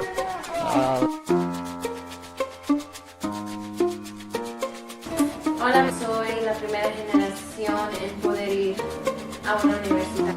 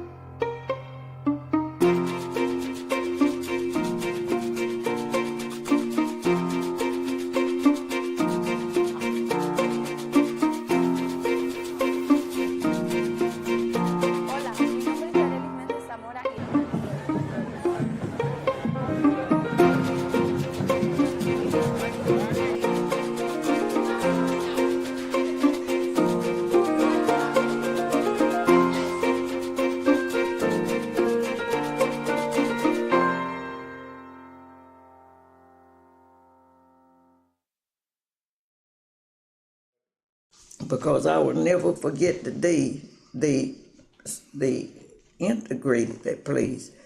They had those colored signs, colored and white. W.T. Edwards. Had them. And I had a long fingernail file at the time. And I just got my fingernail file and went around and took down every one of the signs. And they wanted to know who took down the sign, and somebody say they knew. I didn't talk much, or nothing. They say nobody done that but Dixie, and so they came to me. I said, well, you know what? You prove it. I said, now if you prove I took them down, you just proved it. And they could never find out who took those signs down. So really, I only have one more question I really want to ask you, Professor. What do you hope people in the future, 50, 100 years from now, will gain, take away, learn from listening to the interviews that my class is doing with our local black leaders out in the community? Well, yeah, I've been thinking about this, Joseph, and I think that I think the interviews that you and the class are doing are going to be used by people 50 to 100 years from now in ways that we can't even imagine. I think one of the dramatic moments in American history, or several of the dramatic moments in American history, happened just in the last 10 years. And, you had issues like, where you had events like the election of Barack Obama, you had the Iraq War, you had 9/11, you had, major changes in politics, and, you had the first viable female candidate for president in the history of the country. So it's been a pretty happening decade. And I think what's going to happen is we're going to find, those of us who are still around 50 years from now are going to find out that when students, when a UF student who is sitting in Keene Flint or wherever the history department is 50 years from now, and is assigned to do a project on early 21st century America, our collection, I should say your collection of interviews, of those 24, 25 interviews, is going to be one of the first places they go to, because they're going to have a finding A. They're going to say, oh, these were interviews that were conducted by UF students in the summer of 2009. What a great source. And they're going to kind of comb through those interviews. And I think they're going to be, looking for a whole wide range of things. And I think one of the things they'll be looking for is what was American culture like back then? And, what kind of music were people listening to? What types of interactions were people having? Who knows how big UF will be by then? I mean, if some of our administrators have their way, it'll be much smaller, right? And so maybe they're doing the research project in a university which isn't quite as large anymore. Maybe the football team hasn't won a national championship for 45 years by then, right? That would be sad to think of. But maybe the university is known for different things by then. Maybe UF is now known in the year 2060 as the women's softball power of the nation, and maybe the men's baseball power of the nation, right? But I think that they're going to be that these future historians, future students writing honors theses and dissertations, or journalists combing the archives, I mean, they're going to have a whole range of questions that we can't even imagine. But I think that part of what they're going to do is they're going to treat our interviews as almost contemporary history types of interviews. In other words, you and I in that seminar are thinking historically. We're trying to kind of push ourselves back to the 1970s, 1960s, 1950s, right? But I think that a lot of the people who use our interviews in the year 2060 are going to use them to try to document what life was like in 2009. And I think they're going to get a fascinating snapshot of that life and that culture. Definitely. Well, I'd like to thank you, Professor Ortiz, for sitting here and doing the interview with me. I was just wondering if there's anything else you'd like to add to the tape before I turn the recorder off. Well, I've appreciated the opportunity to be interviewed. We're very proud of the work we do here at the UF Oral History Program, and I think we're one of the programs that we're basically trying to document different histories, different types of stories. It's a fabulous place to work, incredible staff, and one of the premier programs in the country. I'm very proud to be associated with it, and I think we'll just continue keeping on. We'll teach the seminar in the future, and do more research projects, and just continue to hear and listen to great stories. You've just listened to an audio clip from the Samuel Proctor Oral History Program's diverse collection of oral history interviews as part of our 50 Years, 50 Faces fundraising campaign. In the last 50 years since the program's founding in 1967, SPOP has collected over 7,000 interviews, as well as provided equitable fieldwork opportunities for students. To support our program's mission to document the voices of people from all walks of life, visit our donation page through the link in the description, or visit our website at oral.history.ufl.edu. That's oral.history.ufl.edu. SPOP. One community, many voices.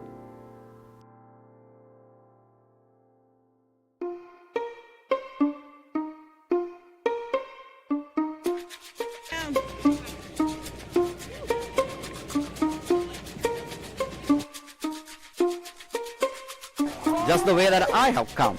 My daughters are born here.